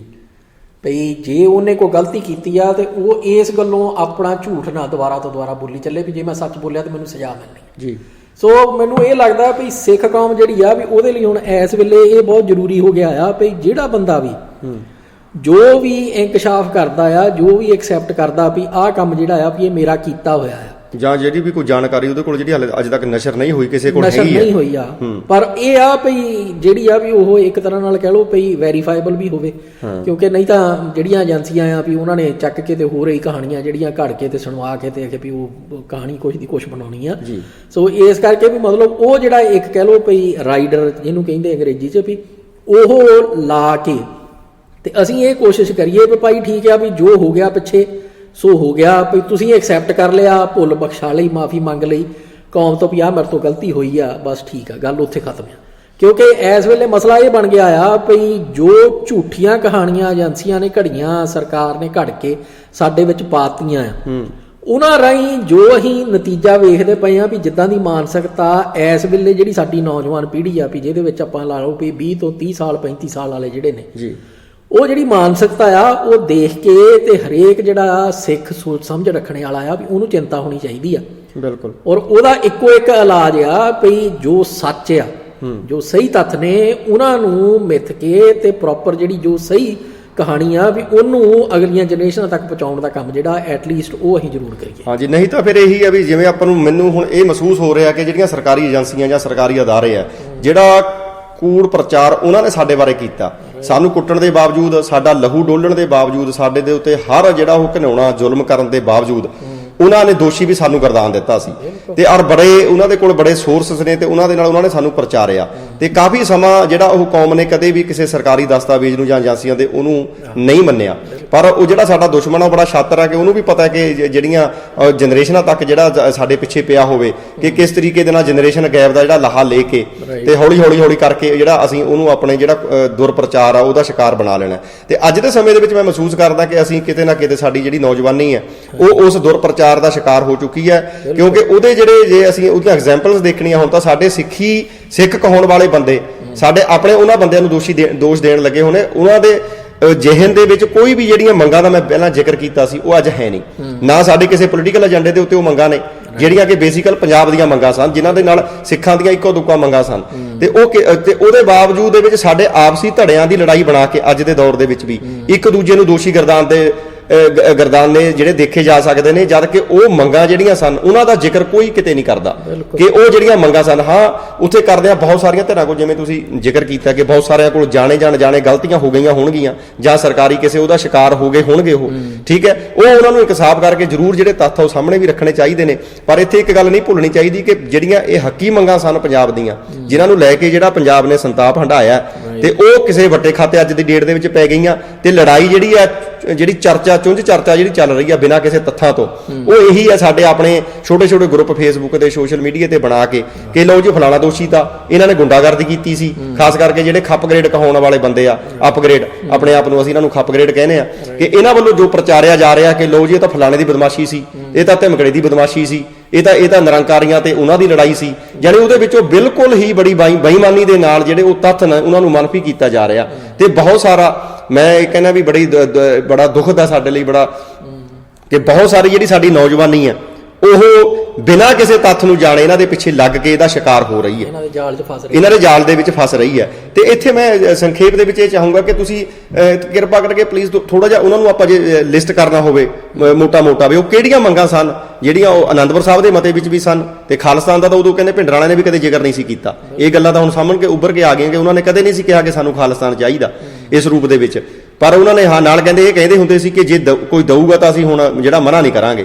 ਤਾਂ ਪਰ ਵੀ ਸਾਨੂੰ ਬਰਾਬਰ ਦੇ ਜਿਹੜਾ ਸ਼ਹਿਰੀ ਉਹ ਹੈ। ਤੇ ਸਰਦਾਰ ਕਪੂਰ ਸਿੰਘ ਉਹਨਾਂ ਨੇ ਸ਼ਾਇਦ ਜਿਹੜਾ ਸੀ ਉਹ ਲਿਖਿਆ ਸੀ ਅਨੰਦਪੁਰ ਸਾਹਿਬ ਦਾ ਮਤਾ, ਤੇ ਬੇਸਿਕਲੀ ਉਹਦੇ ਨਾਲ ਜਿਹੜੀਆਂ ਸਾਡੇ ਆਰਥਿਕ ਪੱਖ ਜ਼ਿਆਦਾ ਜੁੜੇ ਹੋਏ ਸਨ ਤੇ ਇੱਕ ਦੋ ਮੰਗਾਂ ਸਨ ਜਿਹੜੀਆਂ ਸਾਡੀਆਂ ਧਾਰਮਿਕ ਸਨ। ਤੇ ਤੁਸੀਂ ਹਾਂਜੀ ਬਿਲਕੁਲ ਜੀ, ਜਿਹੜੀਆਂ ਧਾਰਮਿਕ ਮੰਗਾਂ ਸੀਗੀਆਂ ਉਹ ਤੇ ਇੱਕ ਤਰ੍ਹਾਂ ਨਾਲ ਕਹਿ ਲਓ ਪਈ ਸਮੇਂ ਨਹੀਂ ਜਿਹੜੀਆਂ ਵੀ ਉਹ ਪੂਰੀਆਂ ਕਰ ਹਾਂਜੀ ਉਹਨਾਂ ਚੋਂ ਕਾਫੀ ਪੂਰੀਆਂ ਹੁਣ ਆਪਾਂ ਨੂੰ ਹਾਂਜੀ, ਜਿਵੇਂ ਵੀ ਦਰਬਾਰ ਸਾਹਿਬ ਤੋਂ ਵੀ ਜਿਹੜਾ ਕੀਰਤਨ ਆ ਤੇ ਹੁਕਮਨਾਮਾ ਜਿਹੜਾ ਵੀ ਉਹ ਜੀ ਆਲ ਇੰਡੀਆ ਰੇਡੀਓ ਤੇ ਦੂਰਦਰਸ਼ਨ ਤੇ ਉਦੋਂ ਕਹਿੰਦੇ ਨਹੀਂ ਸੀਗੇ ਵੀ ਉਹ ਸਿਰਫ ਆਲ ਇੰਡੀਆ ਰੇਡੀਓ ਦਾ ਹੀ ਕਹਿੰਦੇ ਸੀ ਵੀ ਉੱਤੇ ਸਿੱਧਾ ਪ੍ਰਸਾਰਣ ਹੋਵੇ ਜੀ। ਤੇ ਹੁਣ ਤੇ ਖੈਰ ਵੀ ਜਿਹੜਾ ਮਰਜ਼ੀ ਜਾ ਕੇ ਤੇ ਆਹੋ 50 ਚੈਨਲ ਉੱਥੋਂ ਜਿਹੜੇ ਦਰਬਾਰ ਸਾਹਿਬ ਤੋਂ ਜਿਹੜਾ ਲਾਈਵ ਜਿਹੜਾ ਉਹ ਦਿਖਾ ਰਹੇ ਨੇ। ਚਲੋ ਉਦੋਂ ਸਿਰਫ ਰੇਡੀਓ ਦੇ ਉੱਤੇ ਇੱਕ ਮੰਗ ਸੀ ਕਿ ਜਿਹੜਾ ਕੀਰਤਨ ਦਰਬਾਰ ਸਾਹਿਬ ਦੇ ਉਸ ਇਲਾਹੀ ਬਾਣੀ ਦਾ ਹੁੰਦਾ ਕਿ ਉਹਦਾ ਜਿਹੜਾ ਪ੍ਰਸਾਰਣ ਹੈ ਉਹ ਵੀ 1 ਘੰਟੇ ਦੇ ਲਈ ਸਵੇਰੇ ਸ਼ਾਮ ਉਹ ਵੀ ਪੂਰਾ ਨਹੀਂ ਕੀਤਾ ਗਿਆ। ਮਤਲਬ ਹੁਣ ਤੁਸੀਂ ਇਹ ਸੋਚ ਕੇ ਦੇਖੋ ਵੀ ਇਹ ਕੈਸੀ ਮੰਗ ਸੀਗੀ ਵੀ ਜਿਹੜੀ ਪੂਰੀ ਕਰਨ ਦੇ ਵਿੱਚ ਵੀ ਕੀ ਤਕਲੀਫ ਕੀ ਕਿਸੇ ਨੂੰ ਤਕਲੀਫ ਸੀ। ਜਿਹੜੇ ਜਿਹੜੇ ਅੱਜ ਰੌਲਾ ਪਾਉਂਦੇ ਨੇ ਕਿ ਹਿੰਦੂਆਂ ਨੂੰ ਇਦਾਂ ਟਾਰਗੇਟ ਕੀਤਾ ਗਿਆ ਸੀ, ਇਹ ਇਸ ਮੰਗ ਦੇ ਵਿੱਚ ਦੱਸੋ ਵੀ ਕਿਹੜੀ ਵੱਖਵਾਦੀ ਜਾਂ ਕਿਹੜੀ ਜਿਹੜੀ ਅੱਤਵਾਦੀ ਸੋਚ ਇਹਦੇ ਚੋਂ ਨਜ਼ਰ ਆਉਂਦੀ ਹੈ ਕਿਸੇ ਨੂੰ? ਜਿਹੜੀ ਤੁਸੀਂ ਆ ਵੀ ਗੱਲ ਕੀਤੀ ਆ ਵੀ ਹਿੰਦੂਆਂ ਨੂੰ ਟਾਰਗੇਟ ਕੀਤਾ ਗਿਆ, ਹਾਂਜੀ ਭਈ 2-3 ਐਸੇ ਕੇਸ ਸੀਗੇ ਵੀ ਜਿਨ੍ਹਾਂ ਦਾ ਅਜੇ ਤੱਕ ਵੀ ਕਿਸੇ ਨੂੰ ਕੁਝ ਨਹੀਂ ਪਤਾ ਭਈ ਕਿਹਨੇ ਮਾਰੇ। ਹਾਂਜੀ, ਕਿਤੇ ਉਹ ਬੱਸਾਂ ਚੋਂ ਕਹਿੰਦੇ ਜਿਹੜੇ ਸ਼ੁਰੂ ਦੇ ਵਿੱਚ ਮਾਰੇ ਸੀ ਕੱਢ ਕੇ, ਤੇ ਉਦੋਂ ਕਹਿੰਦੇ ਦਰਬਾਰਾ ਸਿੰਘ ਮੁੱਖ ਮੰਤਰੀ ਸੀ ਸ਼ਾਇਦ, ਉਹਨੇ ਵੀ ਇਹ ਗੱਲ ਕਹੀ ਸੀ ਕਿ ਇਹ ਏਜੰਸੀਆਂ ਦਾ ਕੰਮ ਹੈ। ਏਜੰਸੀਆਂ ਦਾ ਕੰਮ ਆ, ਕਿਉਂਕਿ ਉਹ ਉੱਥੇ ਦਿੱਲੀ ਹੋਮ ਮਿਨਿਸਟਰ ਜਿਹੜਾ ਬੈਠਾ ਹੈ ਗਿਆਨੀ ਜੈਲ ਸਿੰਘ, ਹਾਂਜੀ, ਵੀ ਉਹਦੀ ਤੇ ਦਰਬਾਰਾ ਸਿੰਘ ਦੀ ਆਪਸ ਇੱਕ ਤਰ੍ਹਾਂ ਨਾਲ ਕਹੋ ਵੀ ਇੱਟ ਕੁੱਤੇ ਦਾ ਵੈਰ ਸੀਗਾ ਸੀ ਦੋਵੇਂ ਕਾਂਗਰਸ ਦੇ ਵਿੱਚ। ਹਾਂਜੀ, ਪਰ ਉਹ ਜੈਲ ਸਿੰਘ ਨੂੰ ਇਹ ਨਹੀਂ ਕਹ ਲਓ ਵੀ ਐਕਸੈਪਟੇਬਲ ਭਈ ਦਰਬਾਰਾ ਸਿੰਘ ਚੀਫ ਮਿਨਿਸਟਰ ਰਵੇ। ਉਹ ਆਪਣੇ ਬੰਦੇ ਨੂੰ ਬਣਾਉਣਾ ਚਾਹੁੰਦਾ ਸੀ ਵੀ ਚੀਫ ਮਿਨਿਸਟਰ, ਬਲਕਿ ਆਪ ਹੀ ਰਹਿਣਾ ਚਾਹੁੰਦਾ ਸੀ ਚੀਫ ਮਿਨਿਸਟਰ। ਤੇ ਉਹ ਸਿਰਫ ਇਹਨਾਂ ਦੀ ਆਪਸੀ ਲੜਾਈ ਜਿਹੜੀ ਆ ਵੀ ਉਹਦੇ ਕਰਕੇ ਉਹਨੂੰ ਉਹੋ ਜਿਹੀ ਸੈਂਟਰ 'ਚ ਲੈ ਗਏ ਜੈਲ ਸਿੰਘ ਨੂੰ, ਤੇ ਇਹਨੂੰ ਇੱਥੇ ਚੀਫ ਮਿਨਿਸਟਰ ਲਾਤਾ। ਉਹ ਆਪਸੀ ਖੇਡ ਜਿਹੜੀ ਆ ਉਹ ਫਿਰ ਚੱਲੀ ਗਈ। ਉੱਥੇ ਜਿਹੜੀ ਗਾਂ ਕਾਂਗਰਸ ਦੇ ਵਿੱਚ ਜਦੋਜਹਿਦ ਚੱਲਣ ਦੀ ਸੀ ਸੰਜੇ ਗਾਂਧੀ ਤੇ ਇੰਦਰਾ ਗਾਂਧੀ ਦੇ ਵਿੱਚ, ਉਹ ਵੀ ਖੇਡ ਜਿਹੜੀ ਆ ਵੀ ਉਹ ਮਤਲਬ ਜ਼ਰੂਰ ਉਹ ਜਿਹੜਾ ਕੁਝ ਜਾਣਨਾ ਚਾਹੁੰਦਾ ਵੀ ਸੱਚ ਕੀ ਸੀਗਾ, ਉਹਨੂੰ ਉਹ ਜਿਹੜੇ ਤੱਥ ਆ ਵੀ ਜ਼ਰੂਰ ਪੜ੍ਹਨੇ ਚਾਹੀਦੇ ਆ। ਵੀ ਜਿਹੜੀ ਤੁਸੀਂ ਗੱਲ ਕੀਤੀ ਮੰਗਾਂ ਵਾਲੀ, ਹਾਂਜੀ, ਉਹ ਜਿਹੜੀਆਂ ਮੰਗਾਂ ਨੇ ਉਹ ਅਸਲ ਦੇ ਵਿੱਚ 47 ਤੋਂ ਹੀ ਸ਼ੁਰੂ ਹੋ ਜਾਂਦੀਆਂ। ਵੀ ਜਿਹੜੀ 46 ਵਾਲਾ ਜਿਹੜਾ ਕੈਬਨਿਟ ਮਿਸ਼ਨ ਪਲਾਨ ਸੀਗਾ ਵੀ ਉਹਦੇ ਵਿੱਚ ਜੇ ਹਿਸਾਬ ਦੇ ਨਾਲ ਭਈ ਗੋਰੇ ਜਿਹੜੇ ਆ ਵੀ ਸਿੱਖਾਂ ਨਾਲ ਤੇ ਹਿੰਦੂਆਂ ਨਾਲ ਤੇ ਮੁਸਲਮਾਨਾਂ ਨਾਲ 3 ਧਿਰਾਂ ਦੇ ਨਾਲ ਨੈਗੋਸ਼ੀਏਟ ਕਰ ਰਹੇ ਸੀ। ਉਹਦੇ ਵਿੱਚ ਮੁਸਲਮਾਨ ਸਿਆਣੇ ਸੀਗੇ ਵੀ ਇਹਨਾਂ ਕਿਉਂਕਿ ਜਨਾਹ ਜਿਹੜਾ ਆ ਉਹ ਪਹਿਲਾਂ ਕਾਂਗਰਸ ਦੇ ਵਿੱਚ ਹੁੰਦਾ ਸੀ, ਉਹਨੇ ਦੇਖ ਲਿਆ ਸੀ ਇਹਨਾਂ ਨੂੰ ਅੰਦਰੋਂ, ਤੇ ਉਹਨੇ ਇਹ ਦੇਖ ਲਿਆ ਸੀ ਵੀ ਜੇ ਜਿੱਦਾਂ ਇਹ ਚਾਹੁੰਦੇ ਆ ਹੋ ਗਿਆ ਤੇ ਮੁਸਲਮਾਨਾਂ ਦਾ ਹਾਲ ਜਿਹੜਾ ਉਹ ਮਾੜਾ ਹੈ। ਔਰ ਉਹਨੇ ਫਿਰ ਜਿਹੜਾ ਆ ਵੀ ਕਾਂਗਰਸ ਛੱਡ ਕੇ ਤੇ ਮੁਸਲਿਮ ਲੀਗ ਜੁਆਇਨ ਕਰਕੇ ਤੇ ਫਿਰ ਚੰਗਾ ਮਤਲਬ ਇਹਨਾਂ ਦਾ ਜਿਹੜਾ ਸੀਗਾ ਪਲਾਨ ਗਾਂਧੀ ਦਾ, ਨਹਿਰੂ ਦਾ, ਪਟੇਲ ਦਾ, ਵੀ ਉਹਨੂੰ ਚੰਗੀ ਮਤਲਬ ਵੀ ਕਹਿ ਲਓ ਵੀ ਟੱਕਰ ਦਿੱਤੀ। ਤੇ ਪਾਕਿਸਤਾਨ ਬਣਾਉਣ ਦੇ ਵਿੱਚ ਉਹਦਾ ਹੱਥ ਜਿਹੜਾ ਵੀ ਉਹ ਪੂਰਾ ਬਿਲਕੁਲ ਠੀਕ ਹੈ ਵੀ ਉਹ ਜੇ ਕਾਇਦੇ ਆਜ਼ਮ ਉਹਨੂੰ ਕਹਿੰਦੇ ਆ ਤੇ ਐਨ ਬਿਲਕੁਲ ਸਹੀ ਕਹਿ ਰਹੇ ਆ ਜੀ। ਸਿੱਖਾਂ ਲਈ ਮਸਲਾ ਇਹ ਬਣ ਗਿਆ ਵੀ ਜਿੱਥੋਂ ਸਾਡੀ ਖੇਡ ਨਾ ਖਰਾਬ ਹੁੰਦੀ ਆ ਭਈ ਜਿਹੜੀ ਅਸੀਂ ਮਾਣ ਦੇ ਨਾਲ ਗੱਲ ਕਰੀਦੀ ਆ ਵੀ ਗੁਰਦੁਆਰਾ ਸੁਧਾਰ ਲਹਿਰ ਜਿਹੜੀ ਆ ਵੀ ਉਹਦੇ ਵਿੱਚ ਅਸੀਂ ਦੇਖੋ ਵੀ ਸਾਡੇ ਬਜ਼ੁਰਗਾਂ ਨੇ ਕਿੰਨੀਆਂ ਮੱਲਾਂ ਮਾਰੀਆਂ, ਤੇ ਕਿਸ ਹਿਸਾਬ ਦੇ ਨਾਲ ਵੀ ਜਿਹੜੇ ਸਰਕਾਰ ਦੀ ਸਰਪ੍ਰਸਤੀ ਹੇਠ ਮਹੰਤ ਜਿਹੜੇ ਬੈਠੇ ਹੋਏ ਸੀਗੇ ਉਹਨਾਂ ਤੋਂ ਵੀ ਕਿਵੇਂ ਅਸੀਂ ਜਾਨ ਦੀ ਪਰਵਾਹ ਕੀਤੇ ਬਿਨਾਂ ਵੀ ਇਹ ਜਿਹੜੇ ਸੀਗੇ ਗੁਰਦੁਆਰੇ ਵੀ ਉਹ ਯਾਦ ਕਰਾ ਲਏ। ਉਹ ਜਿਹੜਾ ਪੰਗਾ ਪੈਂਦਾ ਆ ਉਹ ਉੱਥੇ ਪੈਂਦਾ ਵੀ ਇਹ ਸਾਰੀ ਜਿਹੜੀ ਸੁਧਾਰ ਲਹਿਰ ਸੀਗੀ ਵੀ ਉਹਦਾ ਮੋਢੀ ਜਿਹੜਾ ਆ ਵੀ ਉਹ ਉੱਭਰ ਕੇ ਬਾਬਾ ਖੜਕ ਸਿੰਘ ਆਇਆ ਹੈ ਜੀ। ਤੇ ਬਾਬਾ ਖੜਕ ਸਿੰਘ ਮਤਲਬ ਵੀ ਪੁਰਾਣੇ ਜਿਹੜੇ ਕਹਿ ਲਓ ਵੀ ਸਿੱਖ ਜਥੇਦਾਰ ਸੀਗੇ ਵੀ ਉਸ ਮੋਲਡ ਦੇ ਵਿੱਚ ਹੀ ਵੀ ਠੀਕ ਆ ਵੀ ਕੋ ਪੜ੍ਹਾਈ ਵਾਲਾ ਪੱਖ ਜਾਂ ਉਹ ਜੇ ਤੁਸੀਂ ਦੇਖੋ ਤੇ ਉਹ ਭਾਵੇਂ ਏਡਾ ਉੱਚਾ ਨਾ ਹੋਵੇ, ਪਰ ਜਿਹੜੀ ਗੁਰਮਤ ਦੀ ਸਮਝ ਆ ਤੇ ਜਿਹੜੀ ਕਹਿ ਲਓ ਵੀ ਇੱਕ ਵੀ ਜਿਹਨੂੰ ਕਹਿੰਦੇ ਨਾ ਵੀ ਸਿੱਖੀ ਕੁੱਟ-ਕੁੱਟ ਕੇ ਭਰੀ ਹੋਈ ਸੀ ਵੀ ਉਹ ਪੂਰਾ ਐਨ ਵੀ ਉਹਦੇ ਵਿੱਚ ਵੀ ਐਨ ਉਹ ਉਸ ਮੋਲਡ ਦੇ ਵਿੱਚ ਹੀ। ਹੁਣ ਹੋਇਆ ਕੀ ਭਈ ਜਦੋਂ ਗੁਰਦੁਆਰਿਆਂ ਦੇ ਉੱਤੇ ਕਬਜ਼ਾ ਹੋ ਗਿਆ, SGPC ਦੇ ਥੱਲੇ ਕੰਟਰੋਲ ਜਿਹੜਾ ਵੀ ਉਹ ਸ਼ੁਰੂ ਹੋ ਗਿਆ, ਸਰਵਿਸਿਜ਼ ਵਗੈਰਾ ਸਾਰੀਆਂ ਉੱਥੇ ਸ਼ੁਰੂ ਹੋ ਗਈਆਂ। ਜਿਹੜੇ ਅੰਗਰੇਜ਼ ਸੀਗੇ ਉਹਨਾਂ ਨੂੰ ਪ੍ਰੋਬਲਮ ਇਹ ਆ ਗਈ ਭਈ ਜਿਹੜੇ ਮਹੰਤ ਸੀਗੇ ਉਹ ਸਾਡੇ ਬਣਾਏ ਕਾਨੂੰਨ ਦੇ ਅਧੀਨ ਗੁਰਦੁਆਰਿਆਂ ਦੀ ਦੇਖ ਰੇਖ ਕਰ ਰਹੇ, ਉਹਨਾਂ ਨੂੰ ਜਵਾਬਦੇਹ ਸੀਗੇ ਸਰਕਾਰ ਨੂੰ, ਤੇ ਸਰਕਾਰ ਜਿਹੜੀ ਆ ਵੀ ਨਵਾਂ ਮਹੰਤ ਥਾਪਦੀ ਹੁੰਦੀ। ਤੇ ਇੱਥੇ ਇਹ ਹੋ ਗਿਆ ਭਈ ਇਹ ਭਈ ਇੱਕ ਜਿਹੜੀ ਧਿਰ ਆ ਕੁਛ ਮਤਲਬ ਲੋਕਾਂ ਨੇ ਭਾਵੇਂ ਕਮਿਊਨਿਟੀ ਪੂਰੀ ਕਹਿ ਲਓ ਵੀ ਉਹਨਾਂ ਨੇ ਇਕੱਠੇ ਹੋ ਕੇ ਤੇ ਕਾਨੂੰਨ ਦੀ ਪਰਵਾਹ ਕੀਤੇ ਬਿਨਾਂ ਵੀ SGPC ਬਣਾ ਕੇ ਤੇ ਗੁਰਦੁਆਰੇ ਸਾਰੇ ਜਿਹੜੇ ਆ ਵੀ ਉਹ ਆਪਣੇ ਕੰਟਰੋਲ 'ਚ ਕਰ ਲਏ। ਤੇ ਸਰਕਾਰ ਨੇ ਜੀ ਇਹ ਪਹਿਲਾਂ ਕਿਹਾ ਵੀ ਕਾਨੂੰਨ ਬਣਾਇਆ SGPC ਵਾਲਾ ਤੇ ਉਹ ਕਹਿੰਦੇ ਵੀ ਇਹਦੇ ਥੱਲੇ ਤੁਸੀਂ ਕੰਮ ਕਰ ਲਓ। ਤੇ ਜਿਹੜੀ SGPC ਸੀਗੀ ਬਾਬਾ ਖੜਕ ਸਿੰਘ ਉਹਨਾਂ ਨੇ ਮਨਾ ਕਰ ਦਿੱਤਾ। ਉਹ ਕਹਿੰਦੇ ਵੀ ਸਾਡੇ ਗੁਰਦੁਆਰੇ ਆ, ਅਸੀਂ ਆਪ ਉਹਨਾਂ ਦਾ ਕੰਟਰੋਲ ਲੈ ਲਿਆ, ਆਪ ਕਰ ਰਹੇ ਹਾਂ ਵੀ ਸਰਕਾਰ ਕੌਣ ਹੁੰਦੀ ਆ। ਸੋ ਉਹ ਸਿਧਾਂਤਕ ਪੱਖੋਂ ਕਹੋ ਵੀ ਉਹਨਾਂ ਦਾ ਫੈਸਲਾ ਭਾਵੇਂ ਸਹੀ ਸੀਗਾ, ਪਰ ਜਦੋਂ ਅੱਜ ਆਪਾਂ ਪਿਛਲ ਝਾਤ ਮਾਰ ਕੇ ਵੇਖਦੇ ਆ ਤੇ ਨੈਗੋਸ਼ੀਏਟ ਕਰਕੇ ਤੇ ਉਸ ਵੇਲੇ ਜਿਹੜਾ ਮੌਕਾ ਜਿਹੜਾ ਆ ਵੀ ਉਹ ਸੰਭਾਲ ਲੈਣਾ ਚਾਹੀਦਾ ਸੀ। ਉਹਦਾ ਨਤੀਜਾ ਇਹ ਨਿਕਲਿਆ ਵੀ ਇਹਨੇ ਸਰਕਾਰ ਨੇ ਵੀ SGPC ਤੇ ਬੈਨ ਲਾਤਾ। SGPC ਤੇ ਬੈਨ ਲਾ ਕੇ ਬਾਬਾ ਖੜਕ ਸਿੰਘ ਵਾਲੀ ਜਿਹੜੀ ਐਗਜ਼ੈਕਟਿਵ ਕਮੇਟੀ 60 ਮੈਂਬਰਾਂ ਦੀ ਉਹਨੂੰ ਅਰੈਸਟ ਕਰ ਲਿਆ। ਉਹ ਤੋਂ ਬਾਅਦ ਵੀ ਜਿਹੜੀ ਸੀਗੀ ਮਾਸਟਰ ਤਾਰਾ ਸਿੰਘ ਦੇ ਥੱਲੇ ਉਹ ਨਵੀਂ ਉਹਨਾਂ ਨੇ ਐਗਜ਼ੈਕਟਿਵ ਕਮੇਟੀ ਬਣਾਤੀ ਤੇ ਉਹ ਦੂਜੀ ਵਾਰੀ ਵੀ ਬੈਨ ਹੋ ਗਈ। ਉਹ ਮਾਸਟਰ ਤਾਰਾ ਸਿੰਘ ਵਾਲਾ ਜਿਹੜਾ ਗਰੁੱਪ ਸੀਗਾ ਉਹ ਵੀ ਅਰੈਸਟ ਕਰਕੇ 60 ਦਾ ਵੀ ਉਹਨਾਂ ਨੇ ਅੰਦਰ ਦੇ ਦਿੱਤਾ। ਤੀਜੀ ਜਿਹੜੀ ਕਮੇਟੀ ਸੀਗੀ ਉਹ ਫਿਰ ਥਾਪ ਦਿੱਤੀ। ਤੇ ਉਹ ਫਿਰ ਇਹ ਹੋਇਆ ਵੀ ਜਦੋਂ ਬੈਨ ਹੁਣ ਜਿਹੜੀ ਚੀਜ਼ ਆ ਵੀ ਸਰਕਾਰ ਦੇ ਨਾਲ ਹੁਣ ਸਿੱਧਾ ਆਟਾ ਲੱਗ ਗਿਆ ਤੇ ਸਰਕਾਰ ਬੈਕ ਡਾਊਨ ਕਰਨੀ ਲੱਗੀ। ਸੋ ਉਹਨਾਂ ਨੇ ਜਿਹੜਾ ਪਹਿਲੀ ਵਾਰੀ ਨਾ ਦਰਬਾਰ ਸਾਹਿਬ ਦੇ ਅੰਦਰ ਜਿਹੜੀ ਪੁਲਿਸ ਗਈ ਆ ਉਹ 1924 ਦੇ ਵਿੱਚ ਇਹਨਾਂ ਨੇ ਬ੍ਰਿਟਿਸ਼ ਨੇ ਭੇਜੀ। ਔਰ ਉਹ ਜਿਹੜਾ ਸੀਗਾ ਪੁਲਿਸ ਵਾਲਿਆਂ ਦਾ ਜਿਹੜਾ ਕਹੋ ਵੀ ਕਪਤਾਨ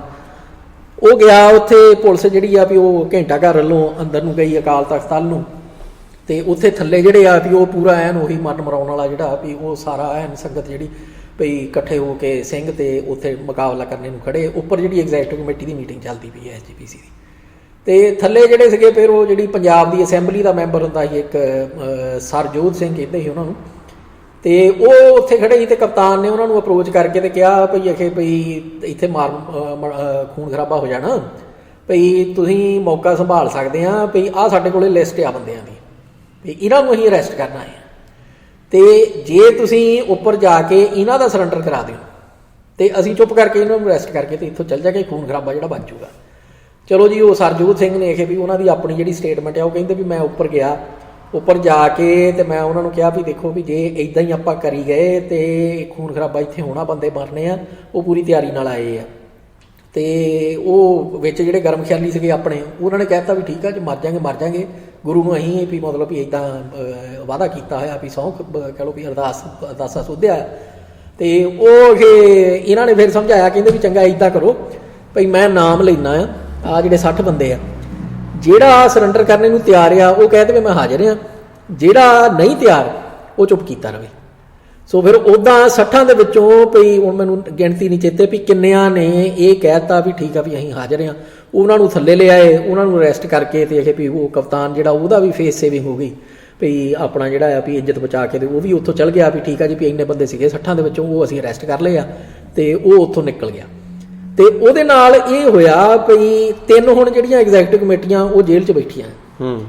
ਫਿਰ ਸਰਕਾਰ ਨੇ ਕੀ ਕੀਤਾ ਵੀ SGPC ਦੀ ਮਤਲਬ ਉਹ ਫਿਰ ਉਹ ਜਿਹੜਾ ਰਿਜੈਕਟ ਹੋਈ ਜਾਂਦਾ ਸੀ ਨਾ ਡਰਾਫਟ, ਉਹ ਫਿਰ ਉਹਦੇ ਵਿੱਚ ਹੋਰ ਤਬਦੀਲੀਆਂ ਕਰਕੇ ਤੇ ਅਲਟੀਮੇਟਲੀ ਜਿਹੜਾ 1925 ਵਾਲਾ ਆ ਜਿਹੜਾ ਲਾਗੂ ਹੋਇਆ, ਉਹ ਉਹਨਾਂ ਨੇ ਪਾਸ ਕਰਕੇ ਲਾਗੂ ਕਰਕੇ ਤੇ ਇਹਨਾਂ 3 ਗਰੁੱਪ ਜਿਹੜੇ ਅੰਦਰ ਸੀਗੇ ਜੇਲ੍ਹ 'ਚ ਬੈਠੇ ਵੀ ਬਾਬਾ ਖੜਕ ਸਿੰਘ ਵਾਲਾ, ਮਾਸਟਰ ਤਾਰਾ ਸਿੰਘ ਵਾਲਾ ਤੇ ਦੂਸਰਾ ਸਰ ਮਹਿਤਾਬ ਸਿੰਘ ਤੇ ਹੁਕਮ ਸਿੰਘ ਜਿਹੜਾ ਬਾਅਦ 'ਚੋਂ ਲੋਕ ਸਭਾ ਦਾ ਸਪੀਕਰ ਬਣਿਆ, ਇਹਨਾਂ 3 ਨੂੰ ਇਹ ਕਹਿਤਾ ਵੀ ਜਿਹੜਾ ਮੰਨ ਜਾਂਦਾ ਆ ਇਸ ਗੱਲ ਨੂੰ ਲਿਖ ਕੇ ਦੇਣ ਨੂੰ ਤਿਆਰ ਆ ਵੀ ਜਿਹੜਾ ਕਾਨੂੰਨ ਬਣ ਗਿਆ ਮੈਂ ਇਹਦੇ ਥੱਲੇ ਪਈ ਜਿਹੜੀ ਆ SGPC ਦਾ ਕੰਮ ਕਰਨੇ ਨੂੰ ਤਿਆਰ ਆ, ਉਹਨੂੰ ਅਸੀਂ ਜੇਲ੍ਹ 'ਚੋਂ ਛੱਡ ਦਾਂਗੇ ਜੀ। ਬਾਬਾ ਖੜਕ ਸਿੰਘ ਨੇ ਸਾਫ਼ ਨਾ ਕਰ ਦਿੱਤੀ ਤੇ ਮਾਸਟਰ ਤਾਰਾ ਸਿੰਘ ਨੇ ਵੀ ਨਾ ਕਰ ਦਿੱਤੀ, ਤੇ ਬਾਬਾ ਜਿਹੜਾ ਸੀਗਾ ਦੂਸਰਾ ਆਪਣਾ ਇਹ ਮਹਿਤਾਬ ਸਿੰਘ ਤੇ ਹੁਕਮ ਸਿੰਘ, ਇਹ ਦੋਵੇਂ ਵਕੀਲ ਸੀਗੇ। ਇਹਨਾਂ ਨੇ ਜੀ ਮਤਲਬ ਵੀ ਆਪਣੀ ਜਿਹੜੀ ਅਕਲ ਸੀਗੀ ਵੀ ਉਹਦੇ ਹਿਸਾਬ ਨਾਲ ਸੋਚਿਆ ਵੀ ਨਾ ਅਸੀਂ ਤਾਂ ਵਕੀਲ ਆ, ਕਾਨੂੰਨ ਜਿਹੜਾ ਬਣ ਗਿਆ ਕੋਈ ਨਾ ਵੀ ਅਸੀਂ ਕਾਨੂੰਨ ਦੇ ਥੱਲੇ ਵੀ ਆਪਣਾ ਜਿਹੜਾ ਕੌਮੀ ਕੰਮ ਆ ਉਹ ਕਰ ਲੈਣਾ। ਇਹਨਾਂ ਨੇ ਲਿਖ ਕੇ ਦੇ ਦਿੱਤਾ। ਹੁਣ ਜਦੋਂ ਇਹਨਾਂ ਨੇ ਲਿਖ ਕੇ ਦੇ ਦਿੱਤਾ ਇਹ ਰਿਹਾ ਹੋ ਗਏ, ਤੇ ਉਹ ਇਲੈਕਸ਼ਨ ਅੱਗੇ ਉਹਨਾਂ ਨੇ ਕਰਾਉਣੀ ਸੀ SGPC ਦੀ। ਜਦੋਂ ਇਹ ਰਿਹਾ ਹੋਏ ਮਾਸਟਰ ਤਾਰਾ ਸਿੰਘ ਨੇ ਵੀ ਬਦਲ ਲਿਆ ਰੁਖ। ਅੱਛਾ ਜੀ, ਵੀ ਜੇ ਅੰਦਰ ਰਹਿ ਗਏ ਤੇ ਸਾਰਾ ਜਿਹੜਾ ਆ ਵੀ ਕੰਮ ਵੀ ਉਹ ਜਿਹੜੀ ਬਾਹਰ ਇਲੈਕਸ਼ਨ ਲੜ ਲੈਣੀਆਂ ਜਿਨ੍ਹਾਂ ਨੇ ਵੀ ਉਹ ਉਹਨਾਂ ਦੇ ਹੱਥ ਸਾਰੀ ਪਾਵਰ ਚੱਲ ਜਾਣੀ ਹੈ। ਮਾਸਟਰ ਤਾਰਾ ਸਿੰਘ ਨੇ ਵੀ ਇਹ ਲਿਖ ਕੇ ਦੇ ਦਿੱਤਾ ਵੀ ਠੀਕ ਹੈ ਵੀ ਅਸੀਂ ਇਲੈਕਸ਼ਨ ਲੜਨੇ ਨੂੰ ਤਿਆਰ ਹਾਂ ਕਾਨੂੰਨ ਦੇ ਥੱਲੇ। ਉਹ ਮਾਸਟਰ ਤਾਰਾ ਸਿੰਘ ਦਾ ਗਰੁੱਪ ਵੀ ਰਿਹਾ ਕਰਤਾ। ਬਾਬਾ ਖੜਕ ਸਿੰਘ ਅਖੀਰ ਤੱਕ ਅੜੇ ਰਹੇ, ਉਹ ਅੰਦਰ ਜੇਲ੍ਹ ਦੇ। ਸੋ ਤਾਂ ਕਰਕੇ ਵੀ 1925 ਦੀਆਂ ਜਿਹੜੀਆਂ ਇਲੈਕਸ਼ਨਾਂ ਹੋਈਆਂ ਉਹ 'ਚ ਪਹਿਲਾ ਜਿਹੜਾ ਪ੍ਰਧਾਨ ਬਣਿਆ SGPC ਦਾ ਉਹ ਮਾਸਟਰ ਤਾਰਾ ਸਿੰਘ ਬਣਿਆ, ਬਜਾਏ ਇਹਦੇ ਵੀ ਬਾਬਾ ਖੜਕ ਸਿੰਘ ਬਣਦਾ ਜੀ। ਹੁਣ ਤੁਸੀਂ ਇਹ ਦੇਖੋ ਵੀ ਤਾਕਤ ਬਾਬਾ ਖੜਕ ਸਿੰਘ ਦੀ ਪਈ ਜਦੋਂ 1929 ਵਾਲਾ ਜਿਹੜਾ ਆਪਾਂ ਕਹਿੰਦੇ ਆ ਪਈ ਜਿਹੜਾ ਮੋਤੀ ਲਾਲ ਨਹਿਰੂ ਸੀ, ਜਵਾਹਰ ਲਾਲ ਨਹਿਰੂ ਦਾ ਪਿਓ, ਜਦੋਂ ਉਹਨੇ ਲਾਹੌਰ ਦੇ ਵਿੱਚ ਆ ਕੇ ਤੇ ਇਹ ਗੱਲ ਕਹੀ ਆ ਪਈ ਜੀ ਅਸੀਂ ਜਿਹੜਾ ਹੈਗਾ ਆ ਡੋਮੀਨੀਅਨ ਸਟੇਟਸ ਜਿੱਦਾਂ ਪਈ ਹੋਊ ਸਰਕਾਰ ਜਿਹੜੀ ਆ ਵੀ ਕੁਈਨ ਦੀ, ਉਹਦੇ ਥੱਲੇ ਅਸੀਂ ਕੰਮ ਕਰਨੇ ਨੂੰ ਤਿਆਰ ਆ ਵੀ ਅੰਗਰੇਜ਼ਾਂ ਦਾ ਇਹ ਮਤਲਬ ਸੀਗਾ ਪ੍ਰਪੋਜ਼ਲ, ਤੇ ਇਹ ਮੰਨ ਗਏ ਸੀਗੇ ਮੋਤੀ ਲਾਲ ਨਹਿਰੂ ਨੇ ਵੀ ਅਸੀਂ ਡੋਮੀਨੀਅਨ ਸਟੇਟਸ ਜਿਹੜਾ ਲੈਣ ਨੂੰ ਤਿਆਰ ਆ। ਤੇ ਮਾਸਟਰ ਤਾਰਾ ਸਿੰਘ ਨੇ ਕਾਂਗਰਸ ਦੇ ਖਿਲਾਫ ਲਾਹੌਰ ਦੇ ਵਿੱਚ ਨਹੀਂ ਆਪਣਾ ਬਾਬਾ ਖੜਕ ਸਿੰਘ ਨੇ ਲਾਹੌਰ ਦੇ ਵਿੱਚ ਮੋਤੀ ਲਾਲ ਨਹਿਰੂ ਤੇ ਕਾਂਗਰਸ ਦੇ ਖਿਲਾਫ ਵੀ ਪੂਰਾ ਐਨ ਇੱਕ ਜਲੂਸ ਕੱਢਿਆ ਹੈਗਾ, ਜਿਹਦੇ ਵਿੱਚ ਲੱਖ ਬੰਦਾ ਜਿਹੜਾ ਆ ਵੀ ਉਹ ਪਾਰਟੀਸਪੇਟ ਕੀਤਾ ਹੈ। ਤੇ ਇਹਦੀ ਜਿਹੜੀ ਕਾਂਗਰਸ ਦੀ ਸੀਗੀ ਮੀਟਿੰਗ ਉਹ ਬਿਲਕੁਲ ਹੀ ਫਿੱਕੀ ਪੈ ਗਈ। ਤੇ ਉਹ ਤੋਂ ਬਾਅਦ ਫਿਰ ਕੁਝ ਦਿਨਾਂ ਤੋਂ ਬਾਅਦ ਵੀ ਮੋਤੀ ਲਾਲ ਨਹਿਰੂ ਨੇ ਮਜਬੂਰੀ ਬਣ ਗਈ ਕਾਂਗਰਸ ਨੂੰ ਵੀ ਇਹ ਮਤਾ ਪਾਸ ਕਰਨੇ ਦੀ, ਪੂਰਨ ਆਜ਼ਾਦੀ ਦਾ ਮਤਾ ਜਿਹਨੂੰ ਕਹਿੰਦੇ ਆ ਭਈ ਜੀ 26 ਜਨਵਰੀ 1930 ਨੂੰ ਫਿਰ ਉਹ ਮਤਾ ਪਾਸ ਹੋਇਆ ਵੀ ਜਿਹੜਾ ਆਪਾਂ ਨੂੰ ਇਤਿਹਾਸ ਦੀਆਂ ਕਿਤਾਬਾਂ 'ਚ ਪੜ੍ਹਾਇਆ ਜਾਂਦਾ ਹੈ। ਉਹਦੇ ਪਿੱਛੇ ਕਹਾਣੀ ਇਹ ਆ ਵੀ ਇਹ ਗੱਲ ਹੈਗੀ 1930 ਦੀ 29-30 ਦੀ ਜਦੋਂ ਕਿ ਜਿਹੜੀ ਐਸਜੀਪੀਸੀ ਦੇ ਇਲੈਕਸ਼ਨ ਦੇ ਵਿੱਚ ਮਾਸਟਰ ਤਾਰਾ ਸਿੰਘ ਐਸਜੀਪੀਸੀ ਦਾ ਪ੍ਰਧਾਨ 25 ਦੇ ਵਿੱਚ ਬਣ ਚੁੱਕਿਆ ਸੀ। ਸੋ ਉਹ ਜਿਹੜੀ ਹੈ ਨਾ ਵੀ ਤਾਕਤ 1927 ਦੇ ਵਿੱਚ ਜਾ ਕੇ ਫਿਰ ਉਹਨਾਂ ਨੇ ਬਾਬਾ ਖੜਕ ਸਿੰਘ ਨੂੰ ਰਿਹਾ। ਹਾਂਜੀ, ਮੈਨੂੰ ਲੱਗਦਾ ਵੀ ਇਸ ਵਿਸ਼ੇ ਦੇ ਉੱਤੇ ਆਪਾਂ ਇੱਕ ਵੱਖਰਾ ਪ੍ਰੋਗਰਾਮ ਕਰੀਏ, ਕਿਉਂਕਿ ਗੁਰਦਰਸ਼ਨ ਸਿੰਘ ਢਿੱਲੋਂ ਉਹਨਾਂ ਨੇ ਵੀ ਇਸ ਗੱਲ ਦਾ ਜ਼ਿਕਰ ਕੀਤਾ ਅੰਗਰੇਜ਼ਾਂ ਦੀ ਜਦੋਂ ਗੱਲ ਕਰਦੇ ਉਹ ਕਹਿੰਦੇ ਵੀ ਅੰਗਰੇਜ਼ਾਂ ਨੇ ਜਦੋਂ ਆਕੂਪਾਈ ਕੀਤਾ ਪੰਜਾਬ ਨੂੰ ਜਾਂ ਹਿੰਦੁਸਤਾਨ ਨੂੰ, ਵੀ ਨਾ ਉਹਨਾਂ ਨੇ ਕਿਸੇ ਮੰਦਿਰ ਨੂੰ ਕਬਜ਼ੇ 'ਚ ਲਿਆ ਤੇ ਨਾ ਉਹਨਾਂ ਨੇ ਕਿਸੇ ਮਸਜਿਦ ਨੂੰ ਲਿਆ, ਵੀ ਸਿੱਖਾਂ ਦੇ ਗੁਰਦੁਆਰੇ ਨੂੰ ਉਹਨਾਂ ਨੇ ਕਬਜ਼ੇ 'ਚ ਲਿਆ ਆਪਣੇ 'ਚ ਸਿੱਧੇ। ਤੇ ਇਸ ਬਾਰੇ ਮੈਨੂੰ ਬਹੁਤੀ ਜਿਹੜੀ ਜਾਣਕਾਰੀ ਨਹੀਂ ਸੀ ਕਿ ਕਿਸ ਤਰੀਕੇ ਨਾਲ 5 ਗੁਰਦੁਆਰੇ ਉਹ ਦੱਸਦੇ ਵੀ ਸਿੱਧੇ ਉਹਨਾਂ ਨੇ ਆਪਣੇ ਕਬਜ਼ੇ ਦੇ ਵਿੱਚ ਲਏ ਆ। ਤਾਂ ਹੁਣ ਤੁਸੀਂ ਜਿਹੜੀ ਗੱਲ ਕੀਤੀ ਹੈ ਕਿ ਹਾਂ ਵੀ ਜਿਹੜੇ ਮਹੰਤ ਹੈ ਉਹ ਸ਼ਾਇਦ ਇਸੇ ਰੂਪ 'ਚ ਲਏ ਹੋਣ, ਤਾਂ ਇਸੇ ਕਰਕੇ ਜਿਹੜੇ ਮਹੰਤ ਜਿਹੜੇ ਉਹ ਅੰਗਰੇਜ਼ ਥਾਪਦੇ ਰਹੇ ਨੇ। ਤੇ ਇਸ ਬਾਰੇ ਵੀ ਮੈਨੂੰ ਲੱਗਦਾ ਵੀ ਬਹੁਤ ਸਾਰੀ ਆਪਣੀ ਕੌਮ ਅਵੇਸ ਲਈ ਖਾਸ ਕਰਕੇ ਨਵੀਂ ਕਿ ਇਸ ਵਿਸ਼ੇ ਦੇ ਉੱਤੇ ਆਪਾਂ ਜਿਹੜੀ ਅਗਲੇ ਜਿਹੜਾ ਗੱਲਬਾਤ ਆਪਾਂ ਜਿਹੜੀ ਉਹ ਜਾਰੀ ਰੱਖਾਂਗੇ। ਤੇ ਆਪਾਂ ਹੁਣ ਮੋਟੇ ਤੌਰ ਤੇ ਆਪਾਂ ਮੰਗਾਂ ਦੀ ਜਿਹੜੀ ਗੱਲ ਸੀ ਉਹ ਆਪਾਂ ਜੇ ਗਿਣਨੀਆਂ ਹੋਣ ਕਿ ਕਿਹੜੀਆਂ ਸਨ, ਉਹ ਇਦਾਂ ਨਹੀਂ ਫਾਇਦਾ ਹੈਗਾ ਮੰਗਾਂ ਜਿਹੜੀਆਂ ਵੀ ਉਹ ਲਿਸਟ ਕਰਨੇ ਦਾ, ਕਿਉਂਕਿ ਜਦੋਂ ਆਪਾਂ ਇਕੱਲੇ ਨਾ ਸੀਕੁਐਂਸ ਦੇ ਵਿੱਚ ਚੱਲਾਂਗੇ ਤਾਂ ਹੀ ਮੰਗਾਂ ਜਿਹੜੀਆਂ ਆ ਉਹਨਾਂ ਦੀ ਬੈਕਗ੍ਰਾਉਂਡ ਤੇ ਉਹਨਾਂ ਦੀ ਜਿਹੜੀ ਆ ਵੀ ਉਹ ਸਮਝ ਲੱਗੇ। ਹਾਂ, ਨਹੀਂ ਵੀ ਆਪਾਂ ਨੈਕਸਟ ਵਾਲੇ ਜਿਹੜੇ ਪ੍ਰੋਗਰਾਮਾਂ ਦੇ ਵਿੱਚ ਆਪਾਂ ਪੂਰੀ ਬੈਕਗ੍ਰਾਉਂਡ ਇਕੱਲੇ ਦੇ ਕਰਾਂਗੇ। ਬਿਲਕੁਲ, ਪਰ ਜਿਹੜੀ ਗੱਲ ਜਿੱਥੋਂ ਸ਼ੁਰੂ ਹੁੰਦੀ ਹੈ ਨਾ ਸਾਰੀ ਵੀ ਕਿੱਥੇ ਜਾ ਕੇ ਕਿੱਦਾਂ ਵਿਗਾੜ ਪੈਂਦਾ ਰਿਹਾ ਹੈ, ਉਹ ਵਿਗਾੜ ਜਿਹੜਾ ਉਹ ਸਮਝਣਾ ਬਹੁਤ ਜ਼ਰੂਰੀ ਆ। ਕਿਉਂਕਿ ਜਦੋਂ ਇਹਨਾਂ ਨੇ ਆਹ ਸਾਰਾ ਜਿਹੜਾ ਆ ਵੀ ਇਹਨਾਂ ਨੂੰ ਪਤਾ ਸੀ ਕਾਂਗਰਸੀਆਂ ਨੂੰ ਵੀ ਇਸ ਵੇਲੇ ਜੇ ਸਿੱਖ ਜਿਹੜੇ ਆ ਵੀ ਸਾਨੂੰ ਇਦਾਂ ਵੀ ਮਤਲਬ ਸਿੱਧੀ ਆਪੋਜੀਸ਼ਨ ਦੇਣ ਦੇ ਆ ਵੀ ਮੋਤੀ ਲਾਲ ਨਹਿਰੂ ਵਰਗਿਆਂ ਨੂੰ ਤੇ ਹੋਰਾਂ ਨੂੰ ਵੀ ਉਹਨਾਂ ਨੂੰ ਆਪਣਾ ਜਿਹੜਾ ਕਹਿ ਲਓ ਵੀ ਬਣਾਇਆ ਹੋਇਆ ਜਿਹੜਾ ਰਾਏ ਆਪਣੀ ਵੀ ਉਹ ਬਦਲਣੀ ਪੈ ਰਹੀ ਆ। ਤੇ ਉਹ ਸਾਰੇ ਦੇ ਕਰਕੇ ਵੀ ਇਹ ਤੇ ਸਮਝਦੇ ਸੀਗੇ ਵੀ ਸਿੱਖਾਂ ਨਾਲ ਅਲਟੀਮੇਟਲੀ ਸਾਡਾ ਆਡਾ ਲੱਗਣਾ ਹੀ ਲੱਗਣਾ। ਅਸੀਂ ਉਸ ਹਿਸਾਬ ਨਾਲ ਵੇਸਲੇ ਹੋ ਜਾਂਦੇ ਸੀ ਵੀ ਲੈ ਵੀ ਮਨਾ ਲਿਆ ਇਹਨਾਂ ਨੂੰ ਵੀ ਇਹਨਾਂ ਤੋਂ ਆਪਣੀ ਗੱਲ ਜਿਹੜੀ ਮਨਾ ਲਈ ਉਹ ਮੌਕੇ ਤੇ ਮੰਨ ਕੇ ਉਹ ਤੋਂ ਬਾਅਦ ਉਹ ਜਿਹੜਾ ਆ ਵੀ ਅਗਲਾ ਸਟੈਪ ਜਿਹੜਾ ਆ ਵੀ ਉਹਦੇ ਲਈ ਉਹ ਆਪਣੀ ਪਲੈਨਿੰਗ ਜਿਹੜੀ ਉਹ ਸ਼ੁਰੂ ਕਰ ਲੈਂਦੇ ਸੀ। ਉਹਦੇ ਵਿੱਚ ਉਹਨਾਂ ਨੇ ਕੀ ਕੀਤਾ ਆ ਕਾਂਗਰਸ ਨੇ ਤੇ ਜਿਹੜੇ ਕਹ ਲਓ ਵੀ ਹਿੰਦੂ ਲੀਡਰਸ਼ਿਪ ਸੀਗੀ ਉਹਨਾਂ ਨੇ ਆਪਣੇ ਬੰਦੇ ਜਿਹੜੇ ਆ ਉਹ ਵਿੱਚ ਸਾਡੇ ਵਾੜਨੇ ਸ਼ੁਰੂ ਕੀਤੇ ਵੀ ਜਾਂ ਕਹ ਲਓ ਵੀ ਸਾਡੇ ਵਿੱਚ ਜਿਹੜੇ ਬੰਦੇ ਸੀਗੇ ਉਹ ਪੱਟਣੇ ਸ਼ੁਰੂ ਕੀਤੇ, ਜਿਨ੍ਹਾਂ ਦੇ ਵਿੱਚ ਨਾਮ ਜਿਹੜਾ ਬਲਦੇਵ ਸਿੰਘ ਦਾ, ਸਵਰਨ ਸਿੰਘ ਦਾ, ਇਹੋ ਜਿਹੇ ਜਿਹੜੇ ਆ ਵੀ ਉਹਨਾਂ ਦਾ ਆਉਂਦਾ। ਉਹਦੇ ਵਿੱਚ ਨਾਮ ਜਿਹੜਾ ਆ ਵੀ ਉਹ ਕੈਪਟਨ ਦਾ ਪਿਓ ਜਿਹੜਾ ਸੀਗਾ ਮਹਾਰਾਜਾ ਯਾਦਵਿੰਦਰ ਸਿੰਘ, ਮਹਾਰਾਜਾ ਭੁਪਿੰਦਰ ਸਿੰਘ ਦਾ ਮੁੰਡਾ ਤੇ ਕੈਪਟਨ ਅਮਰਿੰਦਰ ਸਿੰਘ ਦਾ ਪਿਓ ਵੀ ਉਹ ਵੀ ਜਿਹੜਾ ਆ ਵੀ ਉਹ ਵੀ ਇਹਨਾਂ ਦੇ ਹੱਥੇ ਚੜਿਆ ਵੀ ਜਿਹਦਾ ਨਤੀਜਾ ਇਹ ਸੀਗਾ ਵੀ ਮਹਾਰਾਜਾ ਭੁਪਿੰਦਰ ਸਿੰਘ ਨੇ ਜਦੋਂ ਪਹਿਲੀ ਰਾਊਂਡ ਟੇਬਲ ਕਾਨਫਰੰਸ ਹੋਈ ਹੈ 1931 ਦੇ ਵਿੱਚ, ਉਹਦੇ ਵਿੱਚ ਵੀ ਕਾਂਗਰਸ ਦਾ ਤੇ ਗਾਂਧੀ ਦਾ ਜੋ ਵੀ ਪਲਾਨ ਸੀਗਾ ਉਹ ਸਿਰੇ ਨਹੀਂ ਚੜ੍ਹਨ ਦਿੱਤਾ। ਕਿਉਂਕਿ ਜੇ ਉਹ ਜਿਹੜੀ ਰਾਊਂਡ ਟੇਬਲ ਕਾਨਫਰੰਸ ਆ ਵੀ ਜੇ ਉਹਦਾ ਜਿਹੜਾ ਸੀਗਾ ਸਾਰੀ ਡਿਸਕਸ਼ਨ ਤੇ ਹੋਰ ਉਹ ਲਾਗੂ ਹੋ ਜਾਂਦੀ ਤੇ ਰਿਆਸਤਾਂ ਜਿਹੜੀਆਂ ਆ ਉਹ ਆਪਣੇ ਆਪ ਦੇ ਵਿੱਚ ਇੰਡੀਪੈਂਡੈਂਟ ਜਿਹੜੇ ਆ ਵੀ ਛੋਟੇ ਛੋਟੇ ਮੁਲਕ ਹੋਣੇ ਤੇ ਯਾਨੀ ਕਿ ਵੀ ਜਿਹੜਾ ਇੰਡੀਅਨ ਸਬ ਕੰਟੀਨੈਂਟ ਆ ਉਹਦੇ ਵਿੱਚ 600 ਦੇ ਨੇੜੇ ਜਿਹੜੀਆਂ ਆ ਵੀ ਰਿਆਸਤਾਂ ਸੀਗੀਆਂ ਤੇ ਜੇ ਉਹ ਕੱਲੀ ਰਿਆਸਤ ਜਿਹੜੀ ਆ ਵੀ ਜੇ ਉਹ ਕਹਿੰਦੀ ਵੀ ਇਹ ਵੀ ਨਹੀਂ ਜੀ ਵੀ ਅਸੀਂ ਆਪਣਾ ਜਿਹੜਾ ਅੱਡ ਮੁਲਕ ਵੀ ਉਹਨੂੰ ਨਹੀਂ ਤਿਆਰ ਹੈਗੇ ਤੇ ਫੈਡਰੇਸ਼ਨਾਂ ਬਣਨੀਆਂ ਸੀ ਭਈ ਆਹ ਫੈਡਰੇਸ਼ਨ ਜਿਹੜੀ ਆ ਜਿੱਦਾਂ ਹੁਣ ਪੈਪਸੂ ਜਿਹੜੀ ਹੈਗੀ ਉਹ ਫੈਡਰੇਸ਼ਨ ਸੀ। ਜੀਂਦ, ਨਾਭਾ, ਪਟਿਆਲਾ, ਫਰੀਦਕੋਟ ਤੇ ਕਪੂਰਥਲਾ ਵੀ ਸ਼ਾਇਦ ਵਿੱਚ ਆਉਂਦਾ ਹੈਗਾ ਵੀ ਇਹ ਜਿਹੜੀਆਂ ਰਿਆਸਤਾਂ ਸੀ ਨਾ ਪੰਜਾਬ ਦੀਆਂ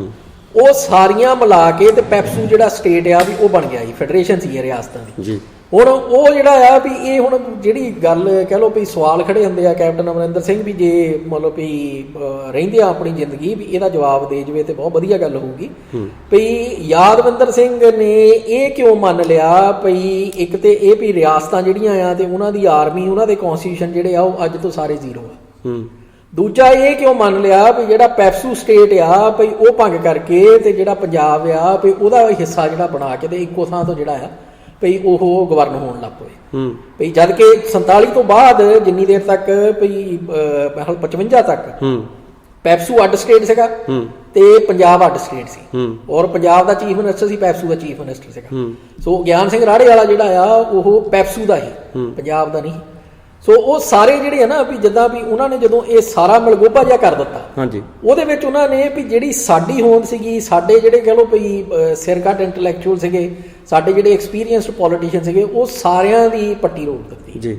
ਤੇ ਉਹ ਜਿਹੜੇ ਸਾਰੇ ਮਨੁੱਖਤੇ ਨੇ ਉਹ ਕਲੈਰੀਫਾਈ ਹੋਣੇ ਵਾਲੇ ਨੇ ਕਿਉਂਕਿ ਇਹ ਇੰਨਾ ਕੁ ਕੰਮ ਜਿਹੜਾ ਆ ਵੀ ਗਲਤ ਤੱਥਾਂ ਰਾਹੀਂ ਗਲਤ ਜਾਣਕਾਰੀ ਰਾਹੀਂ ਉਲਝਾਇਆ ਹੋਇਆ ਆ ਭਈ ਇਹਨੂੰ ਜਿਹੜਾ ਕਹਿ ਲਓ ਵੀ ਸੱਚਾਈ ਜਿਹੜੀ ਆ ਵੀ ਉਹ ਜਾਣਨੀ ਜਿਹੜੀ ਆ ਉਹ ਬਹੁਤ ਔਖਾ ਕੰਮ ਆ। ਸੋ ਇਸ ਕਰਕੇ ਸਹੀ ਗੱਲ ਆ ਤੁਹਾਡੀ ਵੀ ਇਹ ਮੁੱਦੇ ਜਿਹੜੇ ਆ ਵੀ ਹੌਲੀ ਹੌਲੀ ਡਿਸਕਸ ਹੋਣੇ ਚਾਹੀਦੇ ਆ। ਹਾਂਜੀ, ਕਿਉਂਕਿ ਨਹੀਂ ਤਾਂ ਜਿਸ ਤਰੀਕੇ ਦਾ ਹੁਣ ਵਰਤਾਰਾ ਚੱਲ ਰਿਹਾ ਸੋਸ਼ਲ ਮੀਡੀਆ ਦਾ, ਆਪ ਮੁਹਾਰੇ ਦਾ, ਆਪ ਹੁਦਰੇਪਣ ਦਾ, ਬਿਨਾਂ ਕਿਸੇ ਰੈਫਰੈਂਸ ਤੋਂ, ਬਿਨਾਂ ਕਿਸੇ ਤੱਥ ਤੋਂ ਹਰੇਕ ਚੀਜ਼ ਨੂੰ ਸੱਚਾਈ ਬਣਾ ਕੇ ਬਾਰ-ਬਾਰ ਰਿਪੀਟ ਕਰਕੇ ਜਿਹੜੀ ਸਾਡੀ ਜਵਾਨੀ ਆ ਉਹਨੂੰ ਕਿਸੇ ਹੋਰ ਪਾਸੇ ਨੂੰ ਧੱਕਿਆ ਜਾ ਰਿਹਾ ਤੇ ਉਹਨਾਂ ਨੂੰ ਇੱਕ ਕੌਮ ਜਿਹੜੀ ਖਾਨਾ ਜੰਗੀ ਵੱਲ ਵੱਧਦੀ ਹੋਰ ਜ਼ਿਆਦਾ ਜਿਹੜੀ ਸਾਡੀ ਸਮੱਸਿਆ ਉਹ ਜਟਲ ਹੁੰਦੀ ਜਾ ਰਹੀ ਹੈ। ਤੇ ਸਾਡੇ ਵਿੱਚ ਜਿਹੜੀ ਜਿਵੇਂ ਪੰਥਪ੍ਰੀਤ ਸਿੰਘ ਉਹਨਾਂ ਨੇ ਜ਼ਿਕਰ ਕੀਤਾ ਕਿ ਵਿਸਾਹ ਦੀ ਜਿਹੜੀ ਘਾਟ ਉਹ ਦਿਨ ਪ੍ਰਤੀ ਦਿਨ ਜਿਹੜੀ ਉਹ ਵੱਧ ਰਹੀ ਹੈ ਕਿ ਹਰੇਕ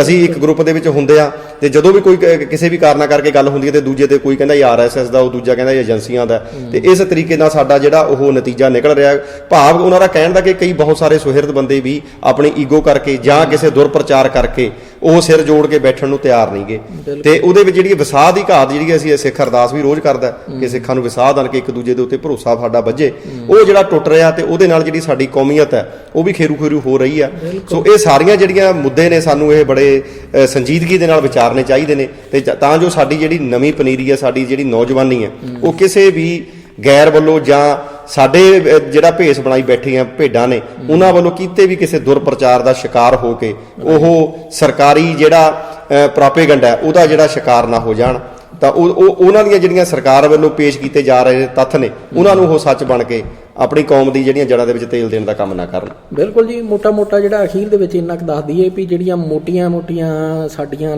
ਕਹਿ ਲਓ ਵੀ ਮੰਗਾਂ ਸੀਗੀਆਂ ਕੌਮੀ ਜੀ, ਉਹ ਇਹੀ ਸੀਗੀਆਂ ਵੀ ਇੱਕ ਜਿਹੜਾ ਪੰਜਾਬੀ ਸੂਬਾ ਆ ਵੀ ਉਹ ਬਣਨਾ ਚਾਹੀਦਾ ਜੀ। ਉਹਦੀ ਜਿਹੜੀ ਗਲਤੀ ਉਹ ਜਿੱਥੇ ਹੋਈ ਆ ਉਸ ਬਾਰੇ ਅਸੀਂ ਇਹ ਨਹੀਂ ਕਿਹਾ ਵੀ ਜਿਹੜਾ ਪੰਜਾਬ ਆ ਹਾਂਜੀ ਇਹਦੇ ਵਿੱਚ ਪੰਜਾਬੀ ਲਾਗੂ ਹੋਣੀ ਚਾਹੀਦੀ ਆ ਜੀ। ਅਗਲਿਆਂ ਨੇ ਪੰਜਾਬੀ ਸੂਬੇ ਦੀ ਜਿਹੜੀ ਡਿਮਾਂਡ ਆ ਉਹਨੂੰ ਇਸ ਹਿਸਾਬ ਨਾਲ ਲੈ ਲਿਆ ਵੀ ਜਿਹੜੇ ਪੰਜਾਬੀ ਬੋਲਦੇ ਇਲਾਕੇ ਆ ਹਾਂਜੀ ਭਈ ਉਹਨਾਂ ਦੀ ਮੰਗ ਕਰ ਰਹੇ ਆ, ਉਹਨਾਂ ਨੇ ਉਹ ਤੋੜ ਮਰੋੜ ਕੇ ਤੇ ਹੋਰ ਜਿਹੜਾ ਸਾਰਾ ਗਾਂਹ ਦਾ ਪੁਆੜਾ ਪਾਉਣੇ ਲਈ ਵੀ ਉਹਦੇ ਵਿੱਚੋਂ ਵੀ ਕੁਛ ਇਲਾਕੇ ਹਰਿਆਣੇ 'ਚ ਰੱਖ ਦਿੱਤੇ, ਬਲਕਿ ਜਿਹੜਾ ਪੂਰੇ ਦਾ ਪੂਰਾ ਹਿਮਾਚਲ ਸੀਗਾ ਉਹ ਬਿਨਾਂ ਕਿਸੇ ਕਾਰਨ ਤੋਂ ਚੱਕ ਕੇ ਤੇ ਪਾਸੇ ਕਰ ਲਿਆ। ਹੁਣ ਉਹ ਸਾਰੀਆਂ ਜਿਹੜੀਆਂ ਚੀਜ਼ਾਂ ਨੇ ਉਹ ਇੱਕ ਕਹਿ ਲਓ ਵੀ ਸਾਡੀ ਜਿਹੜੀ ਰਾਜਸੀ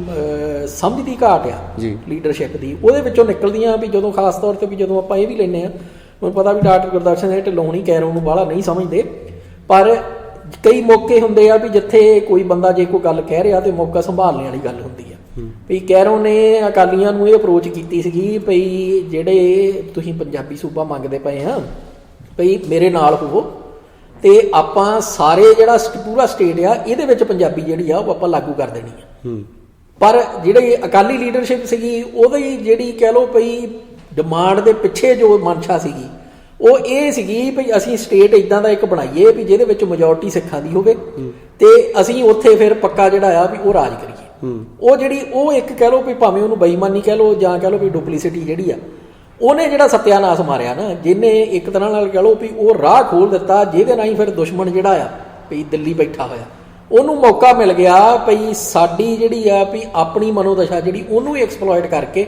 ਸਾਡੇ ਖਿਲਾਫ ਜਿਹੜਾ ਆ ਵੀ ਉਹ ਸਾਰਾ ਜਿਹੜਾ ਮੁਹਾਜ਼ ਆ ਆਪਣੀ ਉਹ ਜਿਹੜੀ ਖੇਡ ਖੇਡਣੀ ਚਾਹੁੰਦੇ ਸੀ ਉਹ ਖੇਡ ਲਈ। ਹੁਣ ਤੁਸੀਂ ਆਪ ਸੋਚ ਕੇ ਵੇਖੋ ਭਈ ਹਰਿਆਣੇ ਦੇ ਵਿੱਚ ਹਰਿਆਣਵੀ ਕਿੰਨੀ ਕੁ ਬੋਲ ਰਹੇ ਆ, ਸਕੂਲਾਂ 'ਚ ਕਿੰਨੀ ਕੁ ਪੜ੍ਹਾਈ ਜਾ ਰਹੀ ਹੈ, ਹਿੰਦੀ ਪੜ੍ਹਾਈ ਜਾ ਰਹੀ ਹੈ, ਹਿਮਾਚਲ ਦੇ ਵਿੱਚ ਵੀ ਹਿੰਦੀ ਪੜ੍ਹਾਈ ਜਾ ਰਹੀ ਹੈ, ਜਦ ਕਿ 47 ਤੋਂ ਲੈ ਕੇ ਤੇ 66 ਤੱਕ ਹਿੰਦੀ ਨਹੀਂ ਪੜ੍ਹਾਈ ਜਾ ਰਹੀ ਇਸ ਹਿਸਾਬ ਦੇ ਨਾਲ। ਪੰਜਾਬੀ ਜਿਹੜੀ ਆ ਵੀ ਉਹ ਹੌਲੀ ਹੌਲੀ ਲਾਗੂ ਕੀਤੀ ਜਾ ਰਹੀ। ਸੋ ਕੈਰੋਂ ਜਿਹੜਾ ਆ ਭਈ ਉਹਦੀ ਉਹ ਠੀਕ ਆ ਵੀ ਜਦੋਂ ਫਿਰ ਉਹ ਅਕਾਲੀਆਂ ਦੇ ਨਾਲ ਵਿਗੜੀ ਆ ਉਹ ਗੱਲ ਉਹਦੇ ਵਿੱਚ ਕੋਈ ਸ਼ੱਕ ਨਹੀਂਗਾ ਵੀ ਕਰਪਸ਼ਨ ਜਿਹੜੀ ਆ ਵੀ ਉਹਨੇ ਆਪਣੇ ਨਿਆਣਿਆਂ ਕਰਕੇ ਕੀਤੀ ਆ ਤੇ ਉਹਦੇ ਵਿੱਚ ਵੀ ਕੋਈ ਸਵਾਲ ਨਹੀਂਗਾ ਵੀ ਉਹਨੂੰ ਜਸਟੀਫਾਈ ਨਹੀਂ ਕੀਤਾ ਜਾ ਸਕਦਾ ਵੀ ਜਿਹੜੀ ਕਰਪਸ਼ਨ ਕਰਦਾ ਰਿਹਾ। ਪਰ ਜੇ ਇਸ ਪੁਆਇੰਟ ਦੇ ਉੱਤੇ 56 ਜਾਂ 57 ਦੇ ਗੱਲ ਆ ਭਈ ਉਹ ਜਿਹੜੀ ਉਹਨੇ ਆਫਰ ਕੀਤੀ ਸੀ ਅਕਾਲੀਆਂ ਨੂੰ, ਜੇ ਚੁੱਪ ਚਪੀਤੇ ਪਿੱਛੇ ਜਿਹੜਾ ਆ ਵੀ ਆਪਸ ਦੇ ਵਿੱਚ ਸਮਝੌਤੇ ਏਦਾਂ ਕਰ ਲਏ ਹੁੰਦੇ ਭਈ ਅੱਗੇ ਭਾਵੇਂ ਉਹ ਜੋ ਮਰਜ਼ੀ ਡਰਾਮਾ ਕਰੀ ਜਾਂਦੇ ਦੋਵੇਂ ਧਿਰਾਂ, ਪਰ ਪਿੱਛੋਂ ਜਿਹੜਾ ਆ ਵੀ ਜੇ ਇਹ ਕਰਕੇ ਏਦਾਂ ਤੇ ਜਿਹੜਾ ਆ ਵੀ ਉਹ ਸਾਰਾ ਪੰਜਾਬ ਦਾ ਜਿਹੜਾ ਤੇ 3 ਹਿੱਸਿਆਂ 'ਚ ਵੰਡਾ ਜਾਣਾ, ਪਾਣੀ ਜਿਹੜਾ ਉਹ ਚੱਲ ਜਾਣਾ, ਉਹ ਸਾਰਾ ਕੁਝ ਜਿਹੜਾ ਪ੍ਰੀਵੈਂਟ ਕੀਤਾ ਜਾ ਸਕਦਾ ਹੈ ਜੀ। ਸੋ ਇਹ ਜਿਹੜੀਆਂ ਚੀਜ਼ਾਂ ਨੇ ਵੀ ਉਹ ਆਪਾਂ ਗਾਂ ਜਿਹੜੇ ਪ੍ਰੋਗਰਾਮ ਆਉਣੇ ਵੀ ਉਹਨਾਂ ਦੇ ਵਿੱਚ ਡੂੰਘਾਈ ਦੇ ਵਿੱਚ ਵਿਚਾਰਦੇ ਚੱਲਦੇ ਹਾਂ ਹਾਂਜੀ। ਤੇ ਅਜੇ ਮੇਰਾ ਖਿਆਲ ਵੀ ਇੱਥੇ ਹੀ ਆਪਾਂ ਸਮਾਪਤੀ ਕਰਦੇ ਹਾਂ ਜੀ। ਹਾਂਜੀ, ਇੱਕ ਵਾਰ ਫਿਰ ਅਸੀਂ ਜਿਹੜਾ ਸਮੂਹ ਜਿਹੜੇ ਸ਼ਹੀਦ ਸਾਡੇ ਉੱਥੇ ਹੋਏ ਨੇ ਤੇ ਉਹਦੀ ਜਿਹੜੀ ਸਾਰੀ ਆਪਾਂ ਚਰਚਾ ਇਸ ਗੱਲ ਦੇ ਵਿੱਚ ਮੋਟੀ ਕੀਤੀ ਹੈ ਕਿ ਉਹ ਇੱਕ ਮਹਿਜ ਇਹ ਨਹੀਂ ਸੀ ਕਿ ਉੱਥੇ ਉਹ ਭਿੰਡਰਾਂ ਵਾਲੇ ਨੂੰ ਫੜਨ ਗਈ ਸੀ ਤੇ ਇਸ ਦੇ ਜਿਹੜੇ ਜਵਾਬ ਨੇ ਉਹ ਸਾਡੇ ਜਿਹੜੇ ਇਤਿਹਾਸਕਾਰ ਜਾਂ ਜਿਹੜੇ ਸਾਡੇ ਵਿਦਵਾਨ ਸੱਜਣ ਨੇ ਉਹ ਦੇ ਚੁੱਕੇ ਨੇ ਕਿ ਜੇ ਇਹੀ ਹੁੰਦਾ ਕਾਰਨ ਤਾਂ 72 ਹੋਰ ਗੁਰਦੁਆਰਿਆਂ ਦੇ ਉੱਤੇ ਵੀ ਇੱਕੋ ਸਮੇਂ ਦੇ ਉੱਤੇ ਉਹਨਾਂ ਨੇ ਜਿਹੜਾ ਹਮਲਾ ਕੀਤਾ। ਠੀਕ ਹੈ ਜੀ। ਫਿਰ ਉਹਨਾਂ ਨੇ ਦਿਨ ਉਹ ਚੁਣਿਆ ਜਿਹੜਾ ਪੰਜਮ ਪਾਤਸ਼ਾਹ ਦੀ ਸ਼ਹਾਦਤ ਦਾ ਸੀ ਤੇ ਉੱਥੇ ਜਿਹਦੇ ਵਿੱਚ ਬਹੁਤ ਸਾਰੇ ਜਿਹੜੇ ਸਿੱਖ ਸ਼ਰਧਾਲੂ ਬੀਬੀਆਂ ਬੱਚੇ ਉੱਥੇ ਜਿਹੜੇ ਸ਼ਾਮਲ ਸਨ ਤੇ ਉਹਨਾਂ ਬਾਰੇ ਵੀ ਜਿਹੜੇ ਜਿਨ੍ਹਾਂ ਨੇ ਅੱਖਾਂ ਦੇ ਨਾਲ ਆਪਣਾ ਸਾਰਾ ਉਹ ਦ੍ਰਿਸ਼ ਦੇਖਿਆ ਉਹ ਸਾਰੇ ਵੱਖੋ ਵੱਖਰੇ ਮਾਧਿਅਮਾਂ ਰਾਹੀਂ ਅੱਜ ਕੱਲ੍ਹ ਜਿਹੜਾ ਉਹ ਸੋਸ਼ਲ ਮੀਡੀਆ ਦੇ ਉੱਤੇ ਆ ਰਿਹਾ ਕਿ ਕਿਸ ਤਰੀਕੇ ਦਾ ਜਿਹੜਾ ਤਸ਼ੱਦਦ ਉੱਥੇ ਬੱਚਿਆਂ ਦੇ ਉੱਤੇ ਬੀਬੀਆਂ ਦੇ ਉੱਤੇ ਜਿਹੜੀ ਆ ਉਹ ਫੌਜ ਨੇ ਢਾਇਆ। ਸ਼ਾਇਦ ਕਹਿੰਦੇ ਵੀ ਉਹ ਜਿਹੜੀਆਂ ਮੀਰ ਮੰਨੂ ਤੇ ਉਹਨਾਂ ਦੇ ਤਸ਼ੱਦਦਾਂ ਨੂੰ ਵੀ ਮਾਤ ਪਾ ਗਿਆ। ਸੋ ਅਸੀਂ ਇੱਕ ਵਾਰ ਫਿਰ ਉਹਨਾਂ ਆਪਣੇ ਕੌਮੀ ਜਿਹੜੇ ਮਰਜੀਵੜੇ ਆ ਉਹਨਾਂ ਨੂੰ ਅਸੀਂ ਸ਼ਰਧਾ ਦੇ ਫੁੱਲ ਭੇਟ ਕਰਦੇ ਹਾਂ, ਜਿਨ੍ਹਾਂ ਨੇ ਕਿ ਆਪਣੀ ਕੌਮੀ ਜਿਹੜੀ ਹੈ ਜਾਂ ਹੱਕੀ ਮੰਗਾਂ ਦੇ ਖਾਤਰ ਜਿਹੜੀ ਆ ਆਪਣੀਆਂ ਜਿਹੜੀਆਂ ਜਾਨਾਂ ਉਹ ਨਿਸ਼ਾਵਰ ਕੀਤੀਆਂ ਨੇ। ਤੇ ਇਸ ਦੇ ਨਾਲ ਹੀ ਅੱਜ ਦੇ ਇਸ ਪ੍ਰੋਗਰਾਮ ਦੀ ਅਸੀਂ ਇੱਥੇ ਸਮਾਪਤੀ ਕਰਦੇ ਹਾਂ। ਬੋਲਦਿਆਂ ਕੋਲੋਂ ਹੋਈਆਂ ਭੁੱਲਾਂ ਚੁੱਕਾਂ ਦੀ ਖਿਮਾ। ਵਾਹਿਗੁਰੂ ਜੀ ਕਾ ਖਾਲਸਾ, ਵਾਹਿਗੁਰੂ ਜੀ ਕੀ ਫਤਿਹ।